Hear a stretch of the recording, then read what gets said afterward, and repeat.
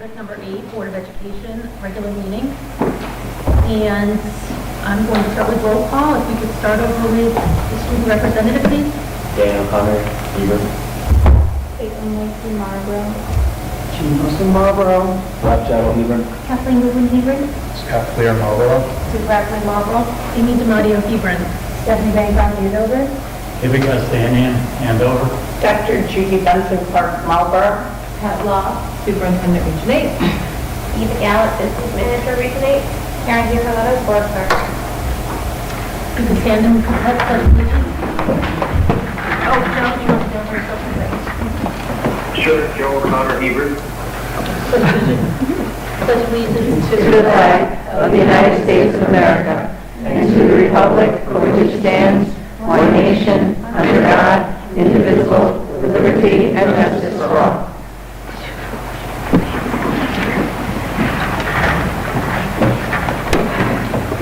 Next on the agenda is Schools in the Spotlight, and we're very excited to welcome middle school inquiry students and their advisors, Carl Vance and Kim King.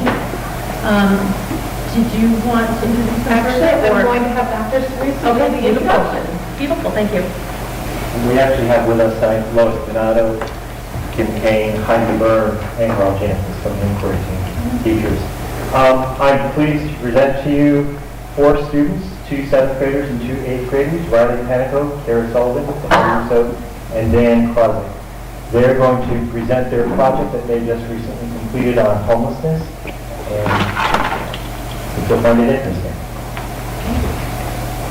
Who's going to? Tell me who you are. I'm Kira Sullivan, and for Mrs. Donato's English class, we were assigned to do a reflection about our experience with the Faces of Homelessness program. Homelessness, an epidemic plaguing our nation. It's a normal weekend for you. You're walking around the city doing some shopping and enjoying a nice day. As you're making your way down the street, you notice a woman sitting against the building. Her clothes look ragged and she has a shopping cart full of belongings. She looks homeless. As you're nearing her, you discreetly move towards the edge of the sidewalk. You don't want to offend her, but you also just don't want to be near her. You try walking past without even acknowledging her. Why is she your problem? You ask yourself. As you walk past, you pay little attention to her, but a noise coming from her jacket makes you stop. You turn around. There's a crying baby swaddled in her worn coat. You glance up. Her eyes meet yours. There's a sad look of desperation in them. She is pleading to you for help without even speaking. You turn around and walk away quickly. What could I have done to help her? If I had given her money, she would have just spent it on drugs. These thoughts cross your mind as you go on with your day, and at the end of it, return to a warm house. Homelessness is an epidemic plaguing our nation that affects around 554,000 people on any given night. Homelessness affects people from all walks of life and in many different ways that cannot necessarily be defined as one thing. It's important for people to become educated on homelessness so that we can help those in need. I was given the wonderful opportunity to learn about homelessness and how it affects people in my community through the Faces of Homelessness program run by Hands on Hartford. Hands on Hartford is a social service nonprofit organization that serves Hartford's neediest residents in the areas of food, housing, and health. This experience allowed me to learn new and even surprising things about homelessness, and after, I was able to walk away with a new perspective on what homelessness is and many important things people should know about it. One of the most important things I learned about homelessness is that it can affect people from every ethnic background, socioeconomic class, and education level. I feel this is something I never thought before because, like many, I was never really educated on homelessness. I was ignorant enough to think that all homeless people were lazy, drug-addicted, or uneducated. This is certainly not the case. A perfect example of how homelessness can reach any kind of person is Joe Christopolsky. Joe told his story of how he eventually became homeless. He was a high school and college graduate who worked different jobs throughout his life, including a special education teacher and warehouse manager. His life seemed normal and everything was fine until he was injured in an accident at work. His injury prevented him from doing tasks the job required, and so his company terminated the position and he was out of work. After weeks of searching and applying for jobs and trying to get unemployment or workman's comp, Joe no longer had enough money to pay his rent and as a result became homeless. Joe ended up living in a motel for 6 weeks, and while he didn't fit the stereotypical image of a homeless person out on the street, He was in fact homeless. It didn't make sense to me that an educated person who held a stable job for over a decade could become homeless. Joe's story helped me understand that any person can become homeless, and we can't jump to conclusions about someone or their situation. During my time with speakers from Faces of Homelessness, I felt they had some very surprising things to say as well. These things made me rethink certain beliefs about our society, government, and the way we help or interact with the homeless. A speaker who said some things that were very surprising to me was Shantae Wiley. Shantae was a single mother who was working full-time and attending school to become a nurse. For a long time, she managed to pay her rent and bills and keep her family afloat. But financial hardships struck the Wileys, and they began living paycheck to paycheck. After a while, Shantae could no longer afford to pay rent with her income, and so her family became homeless. They stayed with other family members for a bit, and then would go to another apartment until she could no longer afford the rent there. This cycle continued on for quite a bit. After living at the poverty line and struggling to pay for basic necessities, Shantae was offered a job as an outreach worker for the state of Connecticut. Although she thought this job would be the turning point and her family would no longer struggle economically, her employer told her that she would need a car for the job. Shantae made the tough decision to get the car and no longer live in an apartment. This arrangement went on for quite some time until Shantae became very frustrated at the system, which told her that she was not eligible for welfare, sometimes being $1 off of eligibility, and yet was working 40 hours a week making minimum wage. She was barely able to survive and pay for the things her family needed. Shantae said that one of her darkest moments was being homeless was when she returned to the homeless shelter where she was staying after a full day of work. Once she arrived with her son by her side and newborn in her arms, she noticed her family's belongings out on the curb. She spoke to the shelter manager who told her that they had to go because they had reached her 60-day maximum. Shantae and her family had nowhere to go. She became very emotional when sharing this story with us, and we truly sympathized for her. It was heartbreaking to me that shelters who provide asylum for those in need would be able to turn someone in Shantae's position away. While the stories of the speakers with Faces of Homelessness deeply sadden me, I am very grateful to have gotten the opportunity to hear them speak about some of the darkest points in their lives, and I hope that my new understanding of homelessness will enable me to help those in need more.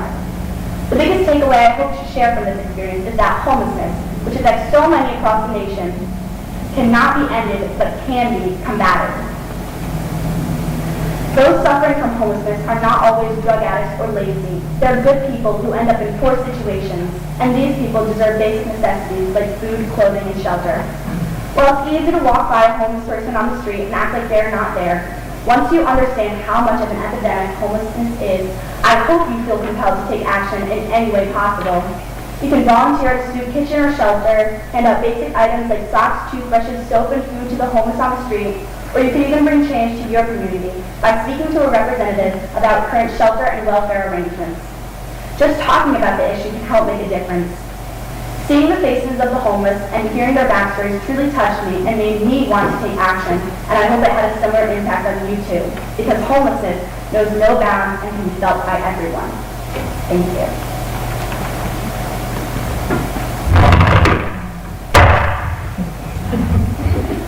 I'm Nina Klodvik, and for Miss Nipper's science class, we were asked to define what a bounce is and why it's important. We were asked to define what food insecurity is. Then we were asked to find the facts and impacts of hunger in the U.S. We were asked to pick a disease and put ourselves in the homeless people's lives if they were to have that disease. So we were asked to find the nutritional needs for that disease and the diet restrictions for that disease and challenges you face while being food insecure with that disease. So a balanced diet is important because it can help maintain a healthy lifestyle. It can reduce the risks of getting diseases such as heart disease and cancer. A balanced diet is having the necessary vitamins and minerals in your food.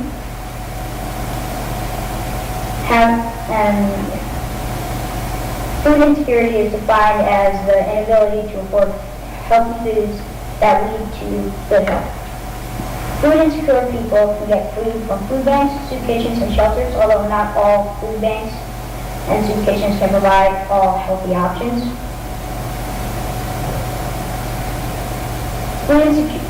People with food insecurity can suffer from poor health and then lead to chronic diseases, which can lead to physiological difficulties.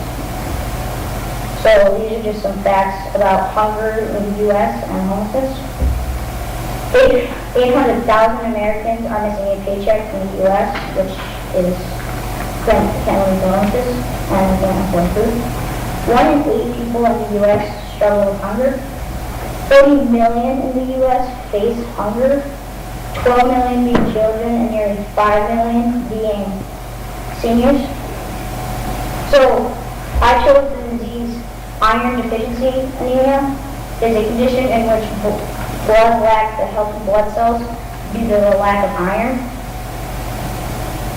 Without iron in your body, it can't produce enough hemoglobin in a blood cell to provide oxygen. As a result, people begin to be tired and short of breath. So these are dietary needs for this disease to combat it and what you should try to avoid, although some people who are homeless and don't have a lot of money can't really pick. So some foods you might want to consider eating are citrus fruits, whole grains, nuts, seeds, meat, fish, and beans. Some foods you want to avoid are foods like coffee, tea, milk, egg whites, fiber, and soy protein. Challenges you would face with this disease while being food insecure. You would not be able to afford the necessary foods to treat iron deficiency anemia. While looking for food, you might not know if the food has the like soy protein or fiber foods, and go right on and say that it has soy protein. If you were to read, I'm sure it would say that, but not always. They might not have the option to pick and choose which foods because they need food to survive because they're barely making it out paycheck by paycheck. So in conclusion,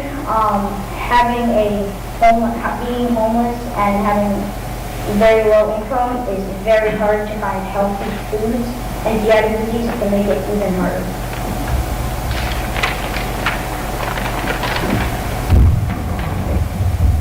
Hi, I'm Tyrese. I did the math part, and this is with Mrs. Kane. And for the math part, we were trying to put ourselves in the situation of a person that's making minimum wage and how we'd have to live with only making minimum wage and how to deal with money. Before we started researching this, I thought it'd be really just easy to live on minimum wage because if you just cut down, if you save a little money here and there, it would be easier. But I didn't really account for all the things that include like heating and electric bills, and all those things kind of add up, and I didn't really, you have to account for those in your everyday life. After doing the packet, I found that it was really hard to stay under minimum wage, and I think that's why kind of most people become homeless because of how hard it is to stay up there on minimum wage. The variation between the low, middle, and high class options. An example of the difference between low, middle, and high cost spenders would be the grocery shopping. I did this because it was kind of the easiest example you could kind of picture in your head. A low cost spender would not go for, they try and use knockoff brands, they try and get sales whenever they can, and they just really get any food with nutritional value that they can, like ready meals and whatever is really cheapest. And you might see them shopping at a Dollar Tree or Price is Right.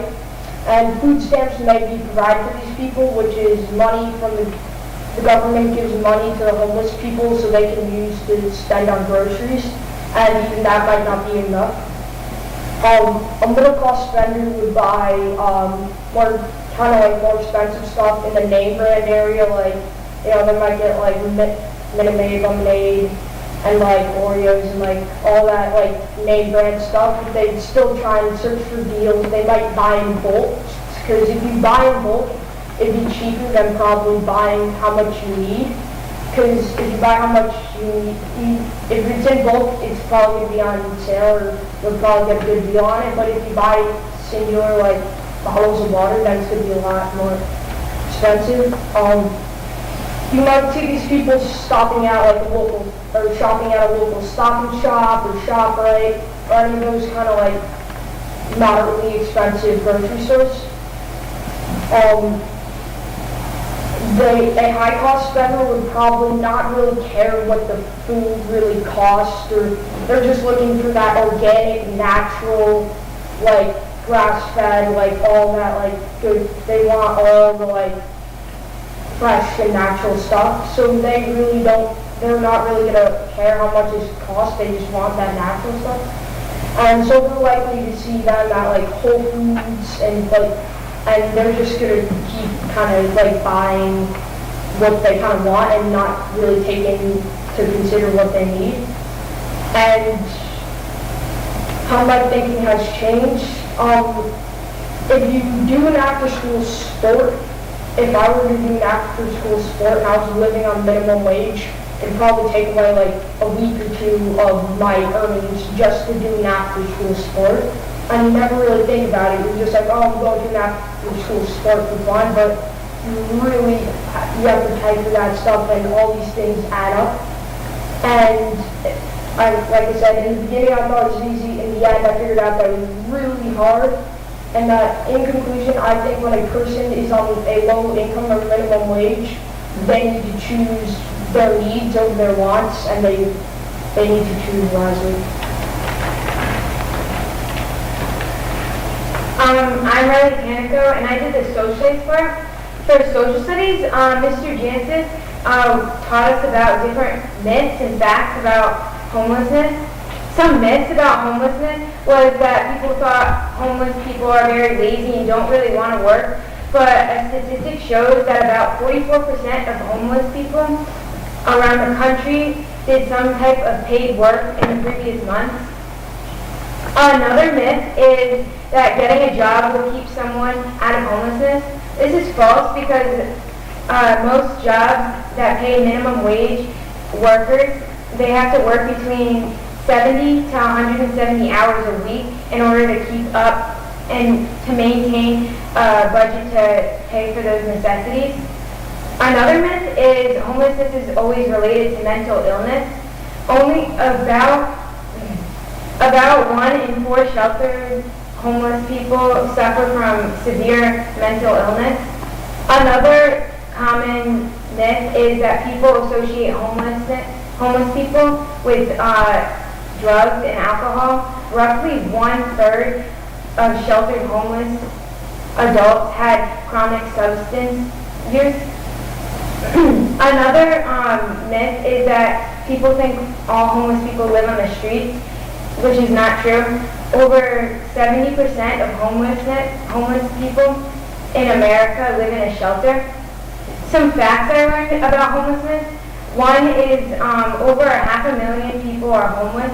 On any given night, there are over 600,000 people in the U.S. that are homeless. Another fact is 1/4 of those homeless people are children.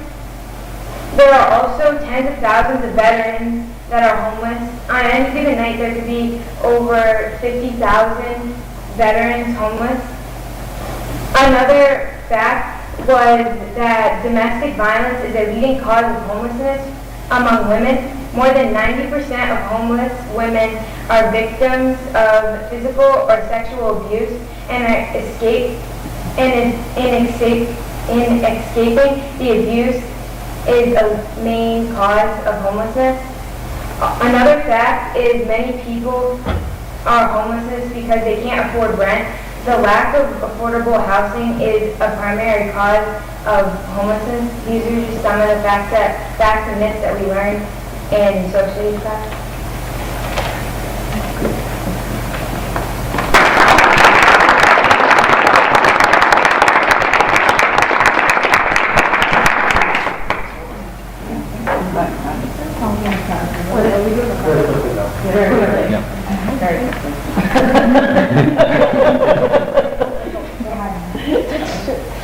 Hi, I'm Tyrese. I'm Derek Farley, and we had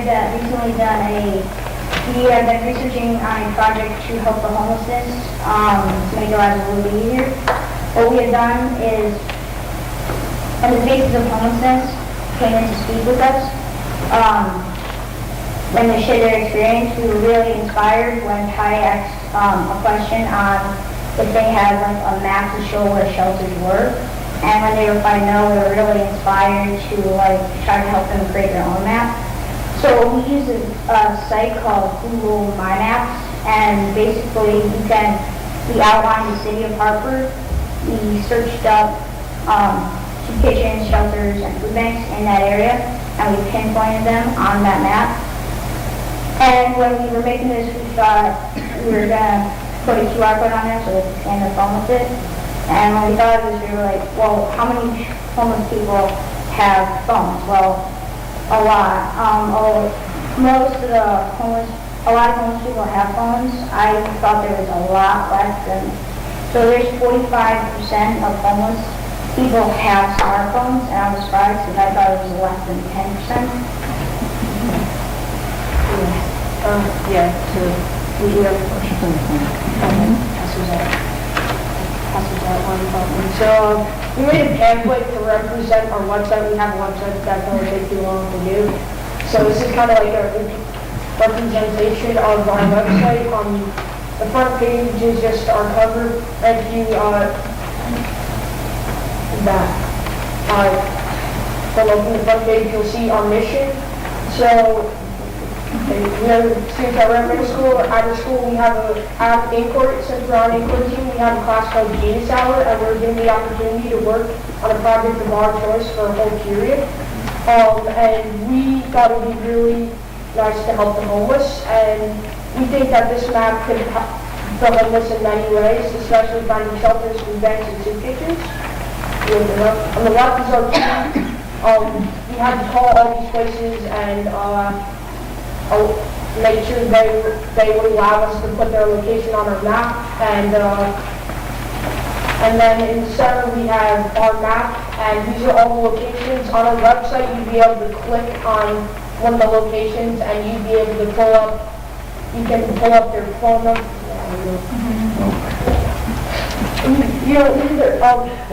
So you can pull up their phone number, website, and you can pull up pictures of it, so it'd be easy to find, and you can zoom in on the map, so it'd be easy to find your homeless person.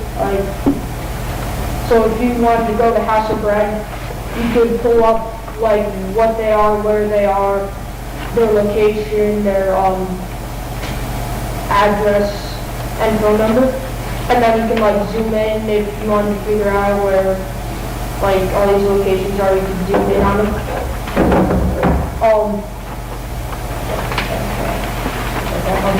And on the right you have our QR code. So we were trying to find a way for homeless people to kind of get this website. So we thought of the QR code. So there's many free apps that you can get that are QR code scanners, and they could scan the code, and it would send them to our website, or you can just use the web address. And on the back we have credits to Mrs. Byrne, who's a Genius Hour teacher, who helped us with this, Mrs. Smith, who's the technology expert, and she helped us with the QR codes, Officer Jim Barrett, who gave us a lot of information on homelessness, and Mr. Jancis for putting this all together. In conclusion, we think that this project can really help a lot of homeless people and make their lives a little bit easier. Thank you.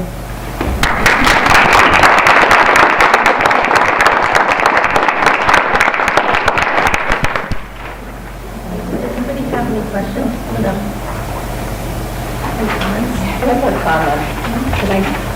I'm so glad that you got to, that you researched the underlying problem and tried to understand it, and then I think most importantly, so what can we do about it? And you figured out, do people who might need this have phones or not? You researched that, and it went against your assumptions. You thought maybe 10% and a greater amount, and then you're doing something really practical.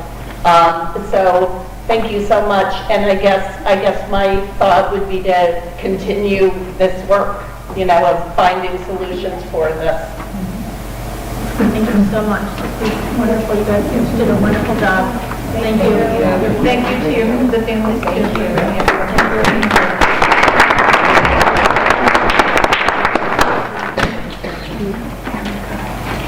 Okay. So, moving on to public comments, you can hand over Marlboro Community Engagement Attendance Board of Ed meeting. Welcome. Public comment segments of the meeting is set aside so the Board of Ed may receive public comments. Procedurally, public remarks will be limited to 3 minutes, and citizens will be asked to identify themselves and where they're from. Because the Board of Ed is limited by the Freedom of Information Act to discuss only matters on the agenda, the Board of Ed is not permitted to engage in this discussion of the comments presented. Does anybody want to present public comments?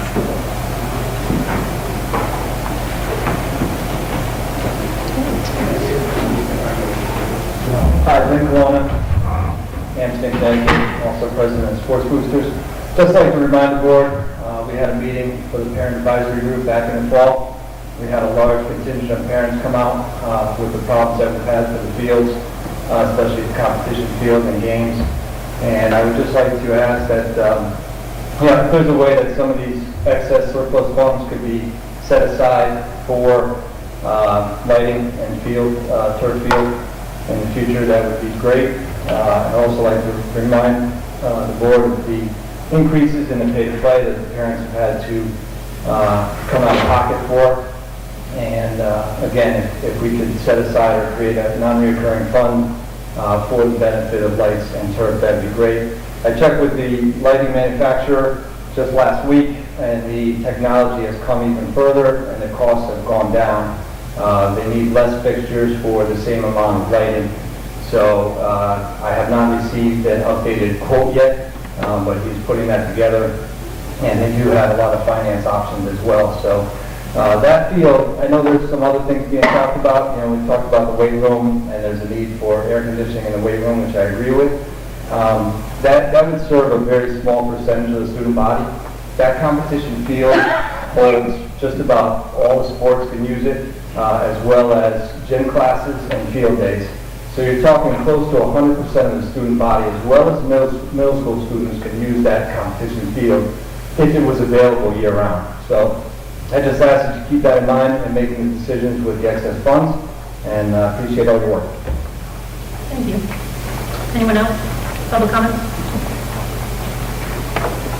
My name is Peter Simon, I'm from Marlboro. And so what the ticket I have is a clarification when you are coming to your agenda point 11.6 and 11.7. If you please can clarify which amount is a real amount. Because in some of the audit reports shows a different amount as what you have on your resolution. Thank you. Thanks. Anyone else? Public comment? Okay, moving along, add and approve items, agenda items. Does anybody have anything to add or delete? Okay. Student representative report. March. The PSAT tomorrow for sophomores, which is something. The spring band and chorus concert was last week. The blood drive was also last week. And this past month, our first ever community rambler went out in libraries and coffee shops and whatnot. DECA competed in the state competition, the third business program. Apparently they did very well with several top 3 finishes. And the sort of beginning of the end of the year, college decisions coming to an end, and it's exciting and terrifying. Yeah. Caitlin, could you use the microphone? Just pull it up to you so you... I think it's on. Also one more thing, class selections for next year took place a couple weeks ago, so those schedules will begin to be finalized and start to get ready for next year already. Oh, thank you so much. Okay, chair report, page 3. It is Board of Ed month, I guess, appreciation. Thanks to the staff for reminding me, but thank you everybody for your volunteering. I want to say that there's a cave day on the Hill coming up. There'll be 8 students selected by the social studies teachers. That's going to be on March 20th. I wanted to acknowledge board members and the administration who worked really hard to come up with how to best allocate the surplus money to address the many competing needs. I know that's a challenge, and I wanted to appreciate everybody for their efforts. We're setting up a retreat for May 4th. Thank you for those who have responded, and hopefully I'll be able to catch up with the others tonight about their availability for May 4th retreat. And that's it. And so, report of the superintendent. DOT-wise, myself and the town manager from Hebron met with the head of the engineering firm that we're working with on the DOT project. We looked at the time frame right now that is being set for the project, trying to make this summer. We are waiting on the state DOT department and a specific type of a permit that needs to be granted. We have a drop dead deadline on our making a decision of whether the project will happen this summer or next summer on March 29th. We should have a better feel from the state at that point, so that I will be able to give the board and also some community groups that are hoping to be able to use the campus over the summer and better information after that date. As far as when this project goes, we're still waiting for when those be manufactured. When that comes in, we'll have that put in, and then we'll also have the caulking that we need to complete starting to happen on campus. They have cleaned out the trailers and everything from the back parking lot. So they have cleaned up that aspect of the project. As far as the strategic plan goes, we continue to work on the different areas of the plan, and I will send, hopefully next board meeting, picking one of the goals and going a little bit more depth in that goal to give you more background on that and more specifics around how we're moving forward on that. As Amy has stated, it is Board Appreciation Month, and there are little packets of notepads for you to take down notes. I told our student reps they probably don't use notepads anymore, but they can do something with them. So please enjoy. Just a couple of other things I was just provided a overnight field trip notification. I just need to tell the board this. I'm required to notify you of overnight field trips. We have our French classes going to London, Normandy, Paris, and the Riviera on April 11th to the 20th. So I just want to notify you of that. And I also want to notify you that we had 2 students score in the top 2.5% on the PSAT among all of our Hispanic and Latino test takers in the region, and that actually qualifies them to participate in the National Hispanic Recognition Program. So I just wanted to mention that as well from our high school students, and that's a pretty awesome thing, and I think that's excellent for us to recognize. Are we doing an official recognition of them at all? Or? We don't have anything official from the PSAT about that, but I can wait and see, and I can talk to high school about that. But were you thinking something from the board? Were you thinking something from the board? Or were you I don't know what I was thinking. It could be. It's up to you. I mean, but that's a really, that's really good. Okay. Do we have a lot of students who scored in that range? I was just provided this notification from College Board about these particular students scoring in the top 2.5% for Hispanic and Latino test takers in the region. I don't have any other information at this point. And I just think and it's similar, but not that there's that crazy controversy about colleges right now, and that people are upset if people took spots. I just think if we're going to honor kids, we should honor anybody who got that, would be my thought, if we look at that, please. So I guess if somebody, you get a letter from the college board about any other students. I will absolutely bring that forward and let the board know. Thank you. Okay, so moving on to the consent agenda. Okay. Approval of minutes of March 6, 2019, special in enclosure 9.1A, February 26, 2019, special meeting, enclosure 9.1B, February 25, 2019, regular, enclosure 9.1C, and February 21st, 2019, special meeting, enclosure 9.1D. There were no personnel notices or actions. So can I have a motion to accept the consent agenda? I make a motion to accept the consent agenda. Is there a second? Second. Okay. Any discussion? All right, all in favor? Okay, thank you. Moving on, there are no old business. So moving on to number 11 on the agenda, new business. Review of expenditure and revenue reports, enclosure 11.1A. So in your packets, you're going to find regular business or net projections. As you can see, based on the end of February, is $103,230 for our positive net position. Again, there's no changes in the capital improvement cost. We did receive a portion of our excess cost reimbursement. It's about $14,318 higher than what's budgeted for this fiscal year, and we should be getting a second payment in the end of May, beginning of June, for the second payment. Also, as part of the audit recommendations that was presented at the last board meeting, or special board meeting, we moved the unallocated program that was deactivated, and I made sure that got zeroed out. The unallocated personnel line was actually moved up to the top of your report, so if you look at page 4 of your report, you'll see the unallocated personnel line is the first line, based on the recommendation. Also, based on the board's wanting of seeing where the account where the objects were still overextended, I left those 2 lines in there.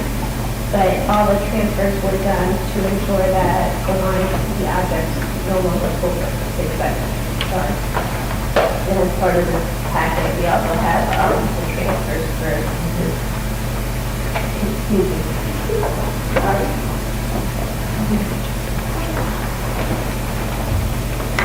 Technical. So the transfers are in here and need to be approved. But if you have any questions, I'm glad to be able. Do you have any questions for Eva?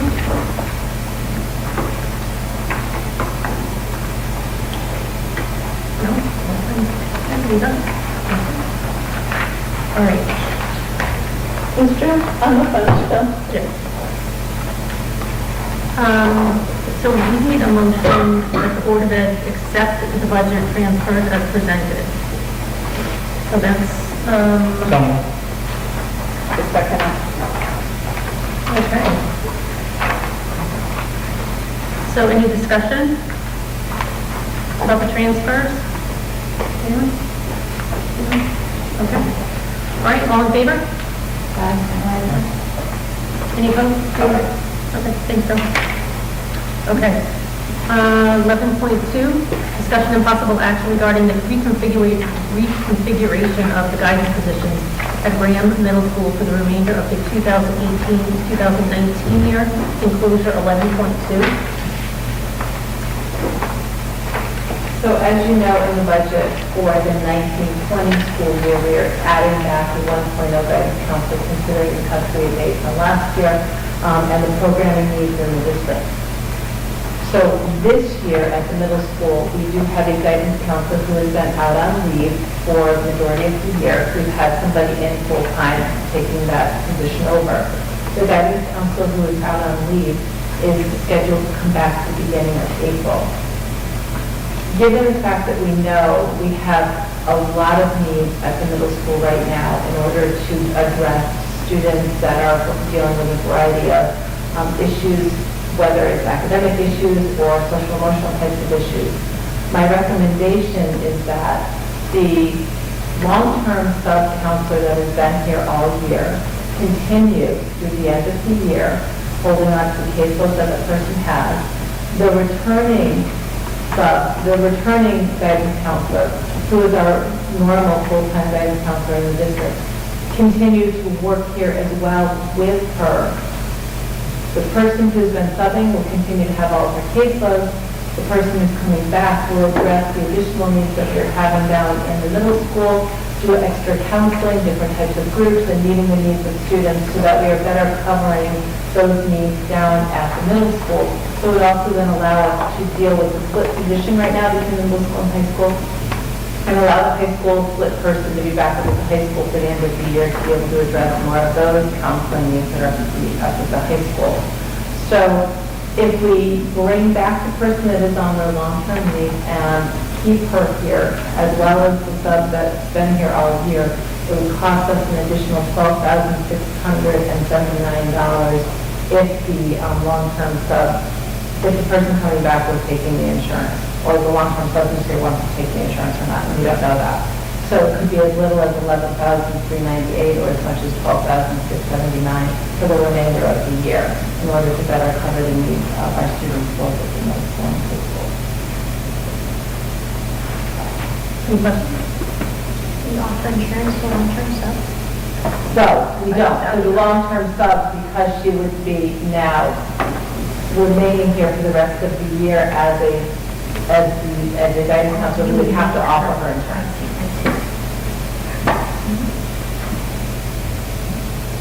Well, I appreciate the need in allowing for the continuity of students who have been engaged with this counselor all year. I think that's a win for the students. Any other comments, questions? Do you have money to cover the 12,000? We do. If you, as Eva was just talking about with our net position of $102,000 in the good, I feel very confident that the minimum amount of about $12,000 could be covered for the rest of the year completely. Can I have a motion? I'll make a motion to accept. Okay. Second. Okay. Any other discussion? All in favor? Aye. Thank you. Okay. 11.3, the first reading of policies, it's inclusion of 11.3. Right. So, I'm going to go through individually. 3260, disposal of obsolete or surplus equipment and materials. Policy number 5125, confidentiality and access to education records. 5131, prohibition against smoking. And 5143, drug and alcohol use by students. So, we're going to need a motion that the RHAM Board of Ed move the policies to the second reading. Okay, thank you. Second? Okay. Conversation or discussion? All right. And then to begin a second, Rob second, no discussion, all in favor? Okay. And then 11.4, second reading policies, enclosure 11.4. Talking about 4125 and 4225 on nepotism. 9345, public meetings and executive session. 9405, board member electronic meeting participation at Board of Ed meetings. So we'll need a motion to accept the second reading policies as written. I have some questions on that, so I don't know, do we make a motion and second it and start a discussion? You can do a couple of things right now. You can make a motion to accept, and then in discussion, through your discussion, you can make changes and suggestions, and then you can modify the recommended motion from there. I think that's probably the easiest thing to do. Okay, so we have, did somebody make a motion? To, Make a motion to accept. okay, so that's Joe. Second. Okay, and so who was your? So on policy 9405, the board member electronic meeting participation, I have some questions. Sure, there's a page, but it's policy number 9405. It's on the second packet, yep. Yeah. Has everyone got it? Yeah. It's, keep going, Gina, it's 9405. It's the last one, last page. You're in the first one. Go back in the first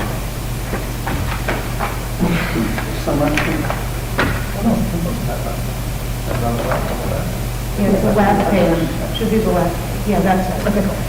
So, I have a concern about a member shall be allowed to call into no more than 3 meetings a year. I have, I believe that, we all know that we're all volunteer, we're elected, but we're all volunteer.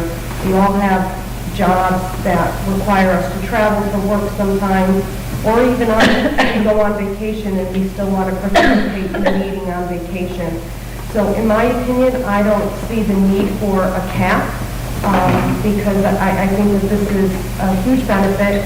We all know we work very hard on this board and we're all very diligent, and we want to be able to not miss any meetings, and calling in, helps us not miss any meetings and stay up to date. That's one. And then my second one was the minimum of 6 board members must be present at the site of the meeting. That's another question I have, or concern I have, because in my opinion, if we have 2 people on the phone and we have the rest of the quorum here on site, I don't really see the need for that either. A quorum should be included with whoever's on the phone or here on site. Folks on the phone have the same voting power. So I don't really see the need to say that we need 6 board members on site. I do know, and I don't know what the policy is when board members do not attend a meeting. I know what I do, I would email the superintendent and email the chair that I would not be at a meeting. I don't know if everyone follows that policy, but if everyone did follow that policy, we would be able to calculate before the meeting if we had enough participants by phone and on site to ensure that we have a quorum. So those were my 2 comments on this. So along with that, saying a minimum of 6 board members must be present, they kind of kill any subcommittee meetings which don't have 6 members. So, a committee meeting is usually like 3 or 4. So it's almost saying that you can't dial in the subcommittee meetings. Well, that's a good point too. I didn't think of it that way. So we should really set a minimum there. Well, also. and going off of committee meetings, when it says, calling in no more than 3 meetings, what type of meetings? We're not really specifying a committee meeting, a special meeting, a regular meeting. So I guess in line with that to maybe be a little bit more clear. But I don't think there should be a cap. No, I agree. Well, what about the executive session? Was there some reason legally that we can't do executive session? I thought that was something we were going to address. I think so just to understand, the policy subcommittee has brought this policy forward as is right now, and has not made any changes because they felt it was important for the whole board to have this discussion. Oh, okay. So there have been no changes in this policy. This is the current policy we do have, and that this is the purpose of this, is so we can have this conversation. Okay. The executive session part of it, the concern that has been raised is the fact that we can never be assured that there isn't somebody else listening with the person on the other end of that phone. And the things we talk about in executive session are highly confidential. So there's been the reason why that is there, and it is really to protect the interests of the board and the things that we discussed at that time. So that is why that is there. As far as you talked about calling for subcommittees, you do have a separate policy around subcommittees and subcommittee meetings. So that addresses that in a separate policy, and we can look at that in subcommittee to make any changes in this one. We can also look at that to mirror them, but at this point that is addressed in a different policy. And I am currently going to be checking with the lawyers just around how are we defining quorum, because what's interesting is in law, there's very little that guides the definition of quorum for a board, but I want to clarify and just make sure that there isn't some expectation of public participation versus on-phone presentation and participation in a meeting when defining quorum. So I'm just going to clarify that for the board to make sure that we understand that difference between those. Personally, I would like to, since we're talking about it, I'd like to strike that whole section, that sentence about the executive session. I mean, in this day and age, I think we all have conference calls in our work, and you have confidential information you have to deal with. I think it's up to you as an individual. There's nothing that really keeps somebody from divulging something in executive session. It's like your honor. So, I mean, whether you're on the phone or in person, and you could also, nothing's keeping you from recording that also, except for it's not supposed to be done. I would like to scratch that because I think it will allow more participation. I know last year I had a couple of accidents where I couldn't make it in here for a couple of weeks, and I would have missed a lot if I hadn't been able to dial in. I think it's kind of an honor system. I agree. All right, I like this, I'm sorry. Go ahead, Gina. I'm going to play devil's advocate and say, I kind of like both the minimum of 6 members and then striking the 3. I understand people, but I also think we have a public face to this community. And so if you strike us both out, there's nothing to stop us from all just sitting and drinking Chardonnays in our houses and calling in on our faces, and then we have public people come and they're not seeing a Board of Ed. And I think that's problematic from a public relations standpoint. I think I would strike the 3, I understand that, but the other one is the checks and balances on the behavior that this board might not engage in, but other boards. And maybe I'm talking about professors and online education somewhere. They like online education. We need to sit here for a while. I'm just saying that would be an issue for me, and I would say it's a check and balance issue. I appreciate what Jean is saying. I mean, and Dave too, it is a professionalism to being a public, an elected official, a public servant. I also agree with what Sue said about calling in to Pat or Amy, both as chair, if you're not going to be here, because you should know before you come to the board whether or not somebody, there's a, I would hope that we would all be professional letting you know. Of course, there's emergencies that happen. You might have to call that day, but you essentially know if you're not going to be able to be here. Joe, do you want to say anything?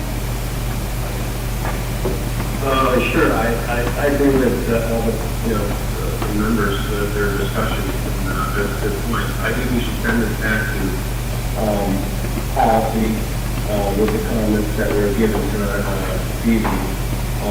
I also share, I'm probably the leader of this rule here. I mean, I'm calling a lot of subcommittees, meetings from the road because of my profession. It's hard for me to make it to a lot of these meetings, and I think I agree with what Dave said. I mean, in this modern day era with technology, use a lot of webinars, conference calling for, we're talking to people on the West Coast all the time, face to face. I think, if Dr. Law is going to look into some things with the attorneys, whether or not we need 6, what's the ruling behind that, get some more information. I agree that, the executive session, that should be definitely taken out. And I agree with the restriction of 3 meetings. So I think it needs to go back and some revamping, and I think the committee will come to a good policy at some point. So I make a motion with our discussion. I make a motion to send it back to. Is this first week? Okay. No, it's not. Okay, thank you, Joe. Did you want to say something? I also just want to point out, for example, circumstance. Sometimes people get elected to office as placeholders, simply to prevent someone else from a different political affiliation from getting that seat. If it's completely uncapped and you don't somewhere else have something, you could just have somebody get elected to the board and pretend to be participating from home over and over and over again, and what they've really done is not be a board member. And I know the commitment, Jim has is not like that at all. But we can't just be looking in the immediacy, we have to look 5 years out, hold the board, and the politics, especially the way they are now, that somebody could conceivably be just put here as a placeholder and not participate at all by just calling in and periodically coming. When you take it back into discussion, ask that the subcommittee members look hard at that issue. And is there some way, maybe not through these bulleted items, that you have some other check on that behavior somewhere? Maybe somewhere else in policy, on attendance, or, but I guess I'm a cautious person. Thank you. Can I ask a question? How did, because we've talked about some of this before, and this is, I don't know, not controversial, but I can see the different points. How do we get to second read without having this conversation? I don't remember. Like, what happened? Well, I was actually going to mention that if this was just, Pat mentioned this was just coming as is, not changed, and the policy committee wanted us to review this and make comments, I must have missed that the first read around. I don't know if it was really mentioned or we just said, here's first read and left it over. But if we're leaving something in untouched, I guess if I missed it, I apologize, but if I didn't miss it, maybe we need to highlight more that, hey, we're leaving this in untouched, look at it for that member so we can modify it. I saw this the first read, but I didn't understand, I sent my comments at the policy committee meeting, but I know now, I've been educated now to bring it to the board. So that's why my comments came up now, because I had comments last first read. Yeah, I do remember. I think it was an Andrew. Yeah, so I'm just, I would have, I'm glad. And then just to make a comment back to you, Jean, we have a good board right now, and I hear your position, but this always could go back and change again. So say we ever ran into that situation, we do have the ability, Pat, to change it, bring it back and bring it to committee and change it if we ever ran into a problem such as what you're mentioning. I'm just saying. We have Google Schools do it here. There's no reason why we couldn't create a subgroup of Google Schools where you have complete participation by people, both written and verbal. To go down the list, I think the first one, to want to be participating electronically for a 2-day notice. A lot of times something comes up and usually you're planning on attending, but something comes up and you can't make it. So I don't really like the first one either. And the no electronic participation in emergency meetings, I don't understand that one at all. I think that one should be stricken. A meeting's a meeting. I see that the physical conditions of location may preclude it. So if you're in a room that doesn't have a phone, I guess it's possible, but I don't see why we could. Over, we can have a phone. I think maybe. Yeah, right. Maybe That's fine. That's maybe. But I don't understand the emergency meeting business. Yeah, I don't know. Maybe that would be depending on what the emergency is. So at some point we had a conversation about emergency meetings. Maybe it was when they came down about a shooter in the building, and you have to react, you have to go. It becomes paramount that you control the communication at that point, and that might make it more difficult to control the communication. Yeah, but to outright ban it seems like it's a little too strict. If you say, hey, this emergency meeting is going to require to walk around the school in different spots, so it's not feasible to do it. I don't like limiting participation. I'm sorry, can this one go back? It is policy. Oh, I'm sorry. Okay, so we kind of laid this out. Are policy committee members okay with kind of figuring out moving forward at this point, or do you want to get some feedback? No, but just basically get rid of everything. No, the physical conditions. I have no problem with that. Again, I think that was why we didn't have the conversation at that meeting, because it was such a controversial topic. You know, I think we just wanted to have it with everybody. And maybe that's the I outcome. still feel pretty strong that we need a physical presence as Right. a Board of Education in 3 towns. And that you should have something in here that is going to be somewhat of a guarantee to our constituency on that level. Because I don't think we should have meetings with just 3 people. There's a lot that goes on with body language and things like that that are very critical for people out here to see and to read. If half the board isn't here and they're all calling in, I can't see the body language, the rolled eyes, the whatever's happening. And I think that's a part of the transparency that we have to our constituency. So I'm going to, again, be kind of forceful by saying, please don't get rid of some kind of guarantee there's a physical presence here. And I think that has to do a lot that's with just integrity. what Pat does with the lawyer. That was why we asked her to, contact that, see what the legal opinion was on that. I just want to piggyback on what Jean said. I mean, for me, I can say I will try to make every meeting I can. I too participate in distance meetings for work. For the board, the one time I did it did not work for me. I could not tell who was talking, who wasn't, for me, it was a horrific experience. So I will try to be here. I think there are people who handle it beautifully, and I think they should have that opportunity. I think I've heard, mainly Joe and Dave, I think everybody else you are fine too, but I think, it's been fine, and I think they've been really away. So I guess I would just echo both points. If we can be here, we should be here. But for those who are distant and who are working, I so greatly appreciate that they would take their time still and participate. That I think we should make it as available to them as possible. Thank you. Yep. One of the points, you just brought up a really good point that I could sit here in my hotel room right now and I could be watching this meeting. This meeting is live right now, correct? I think it's being live streamed, possibly. So he's not that problem? Because there was one time he doesn't hear himself. Okay. So yeah, it's being live streamed. That's on Facebook, Joe, though. So I don't know. Yeah, I'm not on Facebook, but to Judy's point, I mean, if she was having difficulty and people want to see, I mean, you could sit and look at the board, it's being live streamed, so you can see who is talking.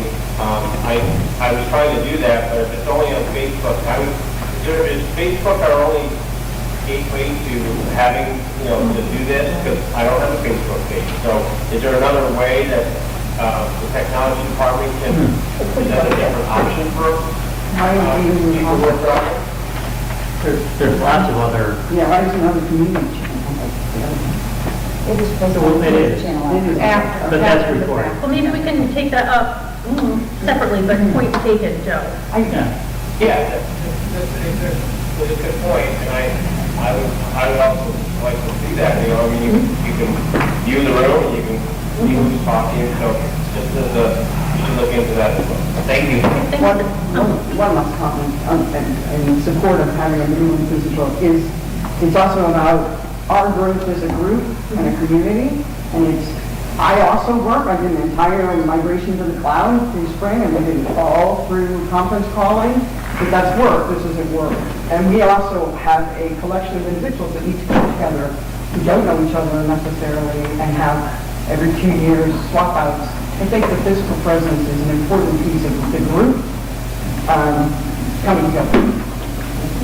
Amy, one other thing that might be able to be added to the executive session, that we could have, one time, we could have separate passwords to get into the executive session, so that kind of makes sure that it's unique and, it's not out there in the wild.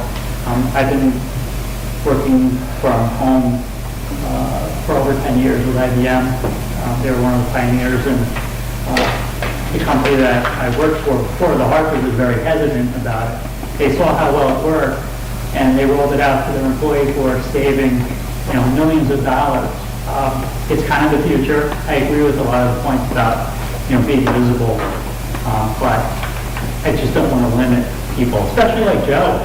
Joe's gone a lot, you know. Okay, well, thank you so much for everybody for your comments, and we can shift this back to the policy subcommittee. So now, so a motion was made, I believe, right? Okay. So now what? So you want to amend your motion that you're going to, because the motion was to move the policy, to accept the policies as written. Yep. So you're going to, nepotism has not come up, so my assumption is that nepotism is the one that, so you can accept a new motion to accept nepotism as written, and that moves forward. Then you can, my suggestion would be to take 9345 and 9405 back to subcommittee, because 9345 also deals with executive session, so we should be looking at them together. So I would use them to, you're going to have to vote on the current policy, vote on the current motion that you have out there, which is to accept them. My assumption is, so you'll have to then make a different motion and vote on that. Before you do that, I had a nepotism question also. I did, I noticed that my work, we had a new nepotism policy come out. Was this something that came out from some new regulation, or what prompted this nepotism? Pat, I'm sorry, yeah, I just wanted to acknowledge that she's going to have to. I'm sorry. It is, all, excuse me, it's all voting, no go, too bad. And, which means it's new. I don't believe we had a nepotism policy in our policy book, which is why we needed to add it. So what we do is we go through any policies that we might be missing. This is one of the ones that was missing. So we're adding it into our policy book. You'll see other ones occasionally that will come through. That one new. Just curious, it seemed like a coincidence that our policy was just not, I'm thinking of you. No. You just wanted to do But it's updated with the most current recommendations from shipping. How many immediate family, Amy? I thought that we should probably add domestic partner as immediate family. Okay.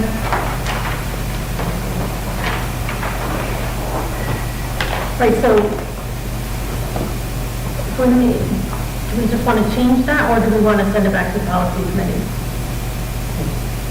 We could conceivably add that and vote on it, Okay. if people agree to it. Okay, it so, right here without sending it back. so how about we vote on this current motion, and so we're going to vote it down, and then we'll do each one individually. Okay? All right, so we have a motion made and a second. Okay, so all those in favor? All those opposed? Okay, so it didn't pass. So now let's go back to this individually. We have a motion, the Board of Ed accept policy 4125 and 4225 nepotism. I'm sorry. 4225. 4245. So it's not written correctly, it's in transfer. It is? So on here it's 4145 and 4245 on the actual. Okay, all right, so, What should it be? okay. Okay, thank you. Thank you, everybody, how we're talking about, okay. All right, so, a motion that the Board of Ed accept policy number 4125 and 4245, nepotism. Leave motion. That would be the discussion. Well, I'll make a motion that we accept policy 4125 and 4245, nepotism, with the change adding domestic partner to the immediate family section. Okay. Second. All right. Discussion? All those in favor? Opposed? Okay. Passes. All right, so now let's go to, we need a motion that the Board of Ed send the policy number 9345, public meetings in executive session, and 9405, board member electronic meeting, participation of Board of Ed meetings, send those policies back to the policy committee to be revised. Can I have a motion? So moved. Okay, any further discussion about that? All right, all in favor? Okay, all opposed? Abstentions? Great. Okay, so, everybody's been waiting for lesson point 5, discussion and possible action regarding the 2019-2020 proposed budget. I need to get some Okay.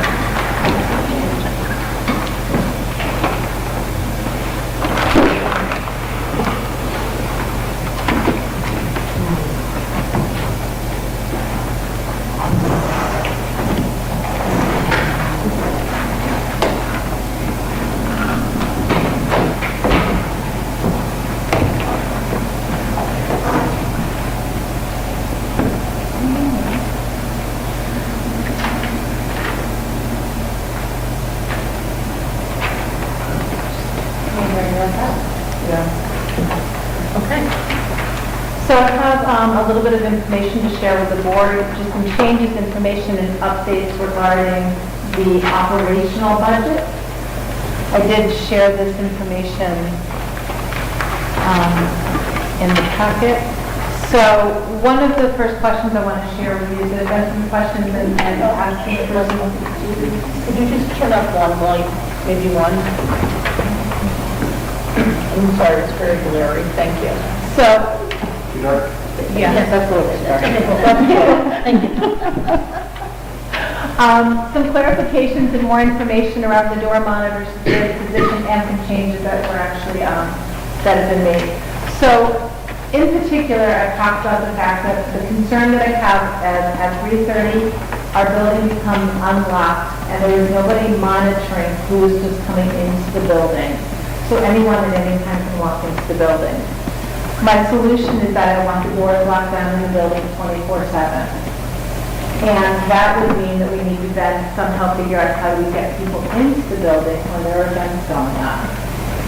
So the high school solution is that we're going to hire a door monitor security person to open the gym auditorium door for people to access the high school for events Monday through Friday from 3:30 to 11. That is the budgeted cost of the 28,618 for that position. During the middle school winter sports season, which is December 1st to March 1st, we will also, this is a new addition, because there's been some questions and concerns, well, what about the middle school? The building at the middle school is used most frequently only during the winter sports season. The fall and the spring are not an issue after school for being able to get into the building.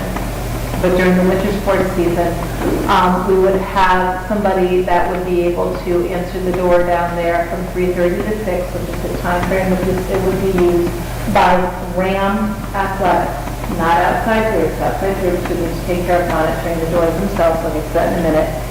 So for that time frame, it would cost $21.56 to add that person as well.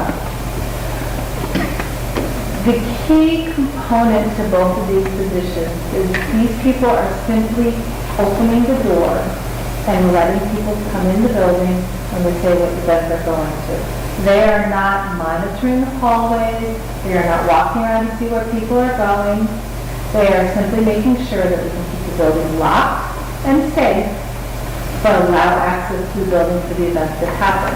The high school is a much, much busier building than the middle school. It is accessed and used literally from very early in the morning to 11 o'clock at night, most weeks, Monday through Friday and the weekends. The middle school is not used as often during those times. And the RHAM Middle School Athletics uses that primarily during the after-school hours, 3:30 to 6 o'clock during the winter months, and during the spring and summer, during the spring and fall. Those are also used during those times, but they don't have the need to be in the building because coaches have fobs and those athletics are outside. So how do we deal with the non-RHAM groups? Well, those groups in our use of facilities would be required to be able to have some sort of a person that is designated for that group to open the door and allow people into their events. For example, this past weekend we had a dance competition at the auditorium here. In the future, they would have to make sure that they have somebody who opens the door and lets people into the building for that activity, because that's not a RHAM activity. One of the things that I did check with is the Hebron Parks and Rec. They're one of the groups that runs the middle school most often, and they were actually incredibly pleased that we were taking this step. It's something that they already do at the elementary school. They would be very happy that the building would be locked down, that we'd actually provide the monitor, but they also have their own coaches that as they're finishing up would be able to make sure that the kids are getting out of the building fine, and that's done by 6 o'clock in the evening, anyhow during winter sports time. So Hebron Parks and Rec was very much in favor of moving this forward and locking down the building, because they also are not happy with the fact that anyone can just walk in unsupervised while they're there with kids as well. So they were very happy to be able to have their own person available to be able to monitor the doors when they use the building. And if they're part of anything that we're doing as part of a RHAM athletics, they thought that that was an excellent idea as well for us. Fobs will be provided to renters that are here regularly. The fob is an electronic way of allowing the door to be unlocked. It allows us to track who's entering the building and when, so that we also have the ability to turn those off and deactivate them if we need to, but we also can monitor who's been entering the building by what fob. As far as the concerns about, well, how are we monitoring where people are going in the building, we can't do that yet. We don't have the capacity to be able to do that at this point. There is some of the security grant money that we have written the grant for that could allow us to be able to block off different parts of the building, but we're waiting for the security grant to find out if we have that option or not. So I've tried to provide a little bit more information about the position. I've also tried to address the concern around middle school, in particular in the winter sports time. What questions might you continue to have about this position or positions at this point? Have you thought about when there's a renter and a sport at the same time? So that will have to depend on the weekends. Yeah. It would have to go between the two, but what we would do for any type of an outside activity is if you're renting the building, you're responsible for monitoring the door for people coming to your event. We're going to be able to have traffic flow between the middle school and the high school after hours. Would we still be able to have it? Yes. We can shut it off. You want to give a key? You have to give us a key if you get it. What is something? Go ahead. I was just going to ask how you would enforce this. What if somebody no-showed or didn't do it? Then they can't get in the building. We're not unlocking the building. I have a question about, I get the need to have it locked down and it's really important, like, why not now? Why not, why would we want to start it now? I can't fund it, I don't have the money to do that. It is something we should be doing, and I feel strongly about it, and it's something that I'm going to continue to really push forward with the board about this. I think it's really important that we secure our building and the people that are in here. So there would be one place to enter. For instance, is the other evening, Thursday, we had meetings and several doors were locked. I think Kathleen had actually called Joe or something to get her in, but I tried those doors previously. So there'd be one designated door that people would know, or it would be clear. Yes, okay. Yes, we would make that very clear. One of the things that's always difficult when you change policy and practice is just helping to inform people, to getting them used to the new process. But we would certainly be doing that with providing lots of information out to families, out to parents, letting them know, trying to sign it as best we can, making sure people understand where they have to enter at what times of the day. I feel like the gate between the middle school and the high school is extremely important. Why is that just not part of the budget, and why are we waiting? Because if we don't get the security grant, there is no gate, right? At this point, not. So do we know how much you gave us? I do have approximate quotes that are a little old, but I do have quotes on that. That's what we use to be able to write the security grant. Is now in the conference. Jeff? Who's that? Jeff? Okay, thanks. Can you, so any reason why you didn't, I understand putting it in the grant, but that's not a sure thing. Any reason why you feel like that's not as important as this security monitor after hours? So I'm prioritizing what I think are the most important security issues we need to address this year as a district. One is locking down the building. I am firmly believe that we need to keep our building locked at all times. The other three items that are in the budget related to safety are all in the capital budget. Microstrobes for the loud areas is a huge security issue when students cannot hear the alarms that are going off to let them know that there is an emergency. Double locking entries, again, we want to provide as much time between the time that somebody tries to get into the building and being able to delay that. And then the other part of that is with our camera system, we need to make sure that those are upgraded and also monitoring all areas of the building. So I did pick and choose the most important parts. Obviously, I would like it that we would be able to better monitor where people go within the building, but that is not my biggest concern right now. So it was just a prioritizing of monies and efforts at this point. So I'm clear, can you explain the middle school, the locking? Has left the conference. Gate between the middle school and the high school, when would that be? I don't have, there is a part of the security grant has the desire to get some gates in the building to be able to divide out areas so we stop wandering through the building. I guess my question or thought on that is, there were students who would go from the middle school to the high school for math or for Latin or for different things. So so that would be figured into this. Well, we wouldn't do that during the school day. It would be after hours. And we have to be really specific about it. It's something we still have to work with the fire marshal to go over again, the locations for all that. But that would be an after school tonight. We certainly want the flow of students between the middle school and high school to happen during the school day. There's a lot of sharing that happens both with teachers and with students during the school day.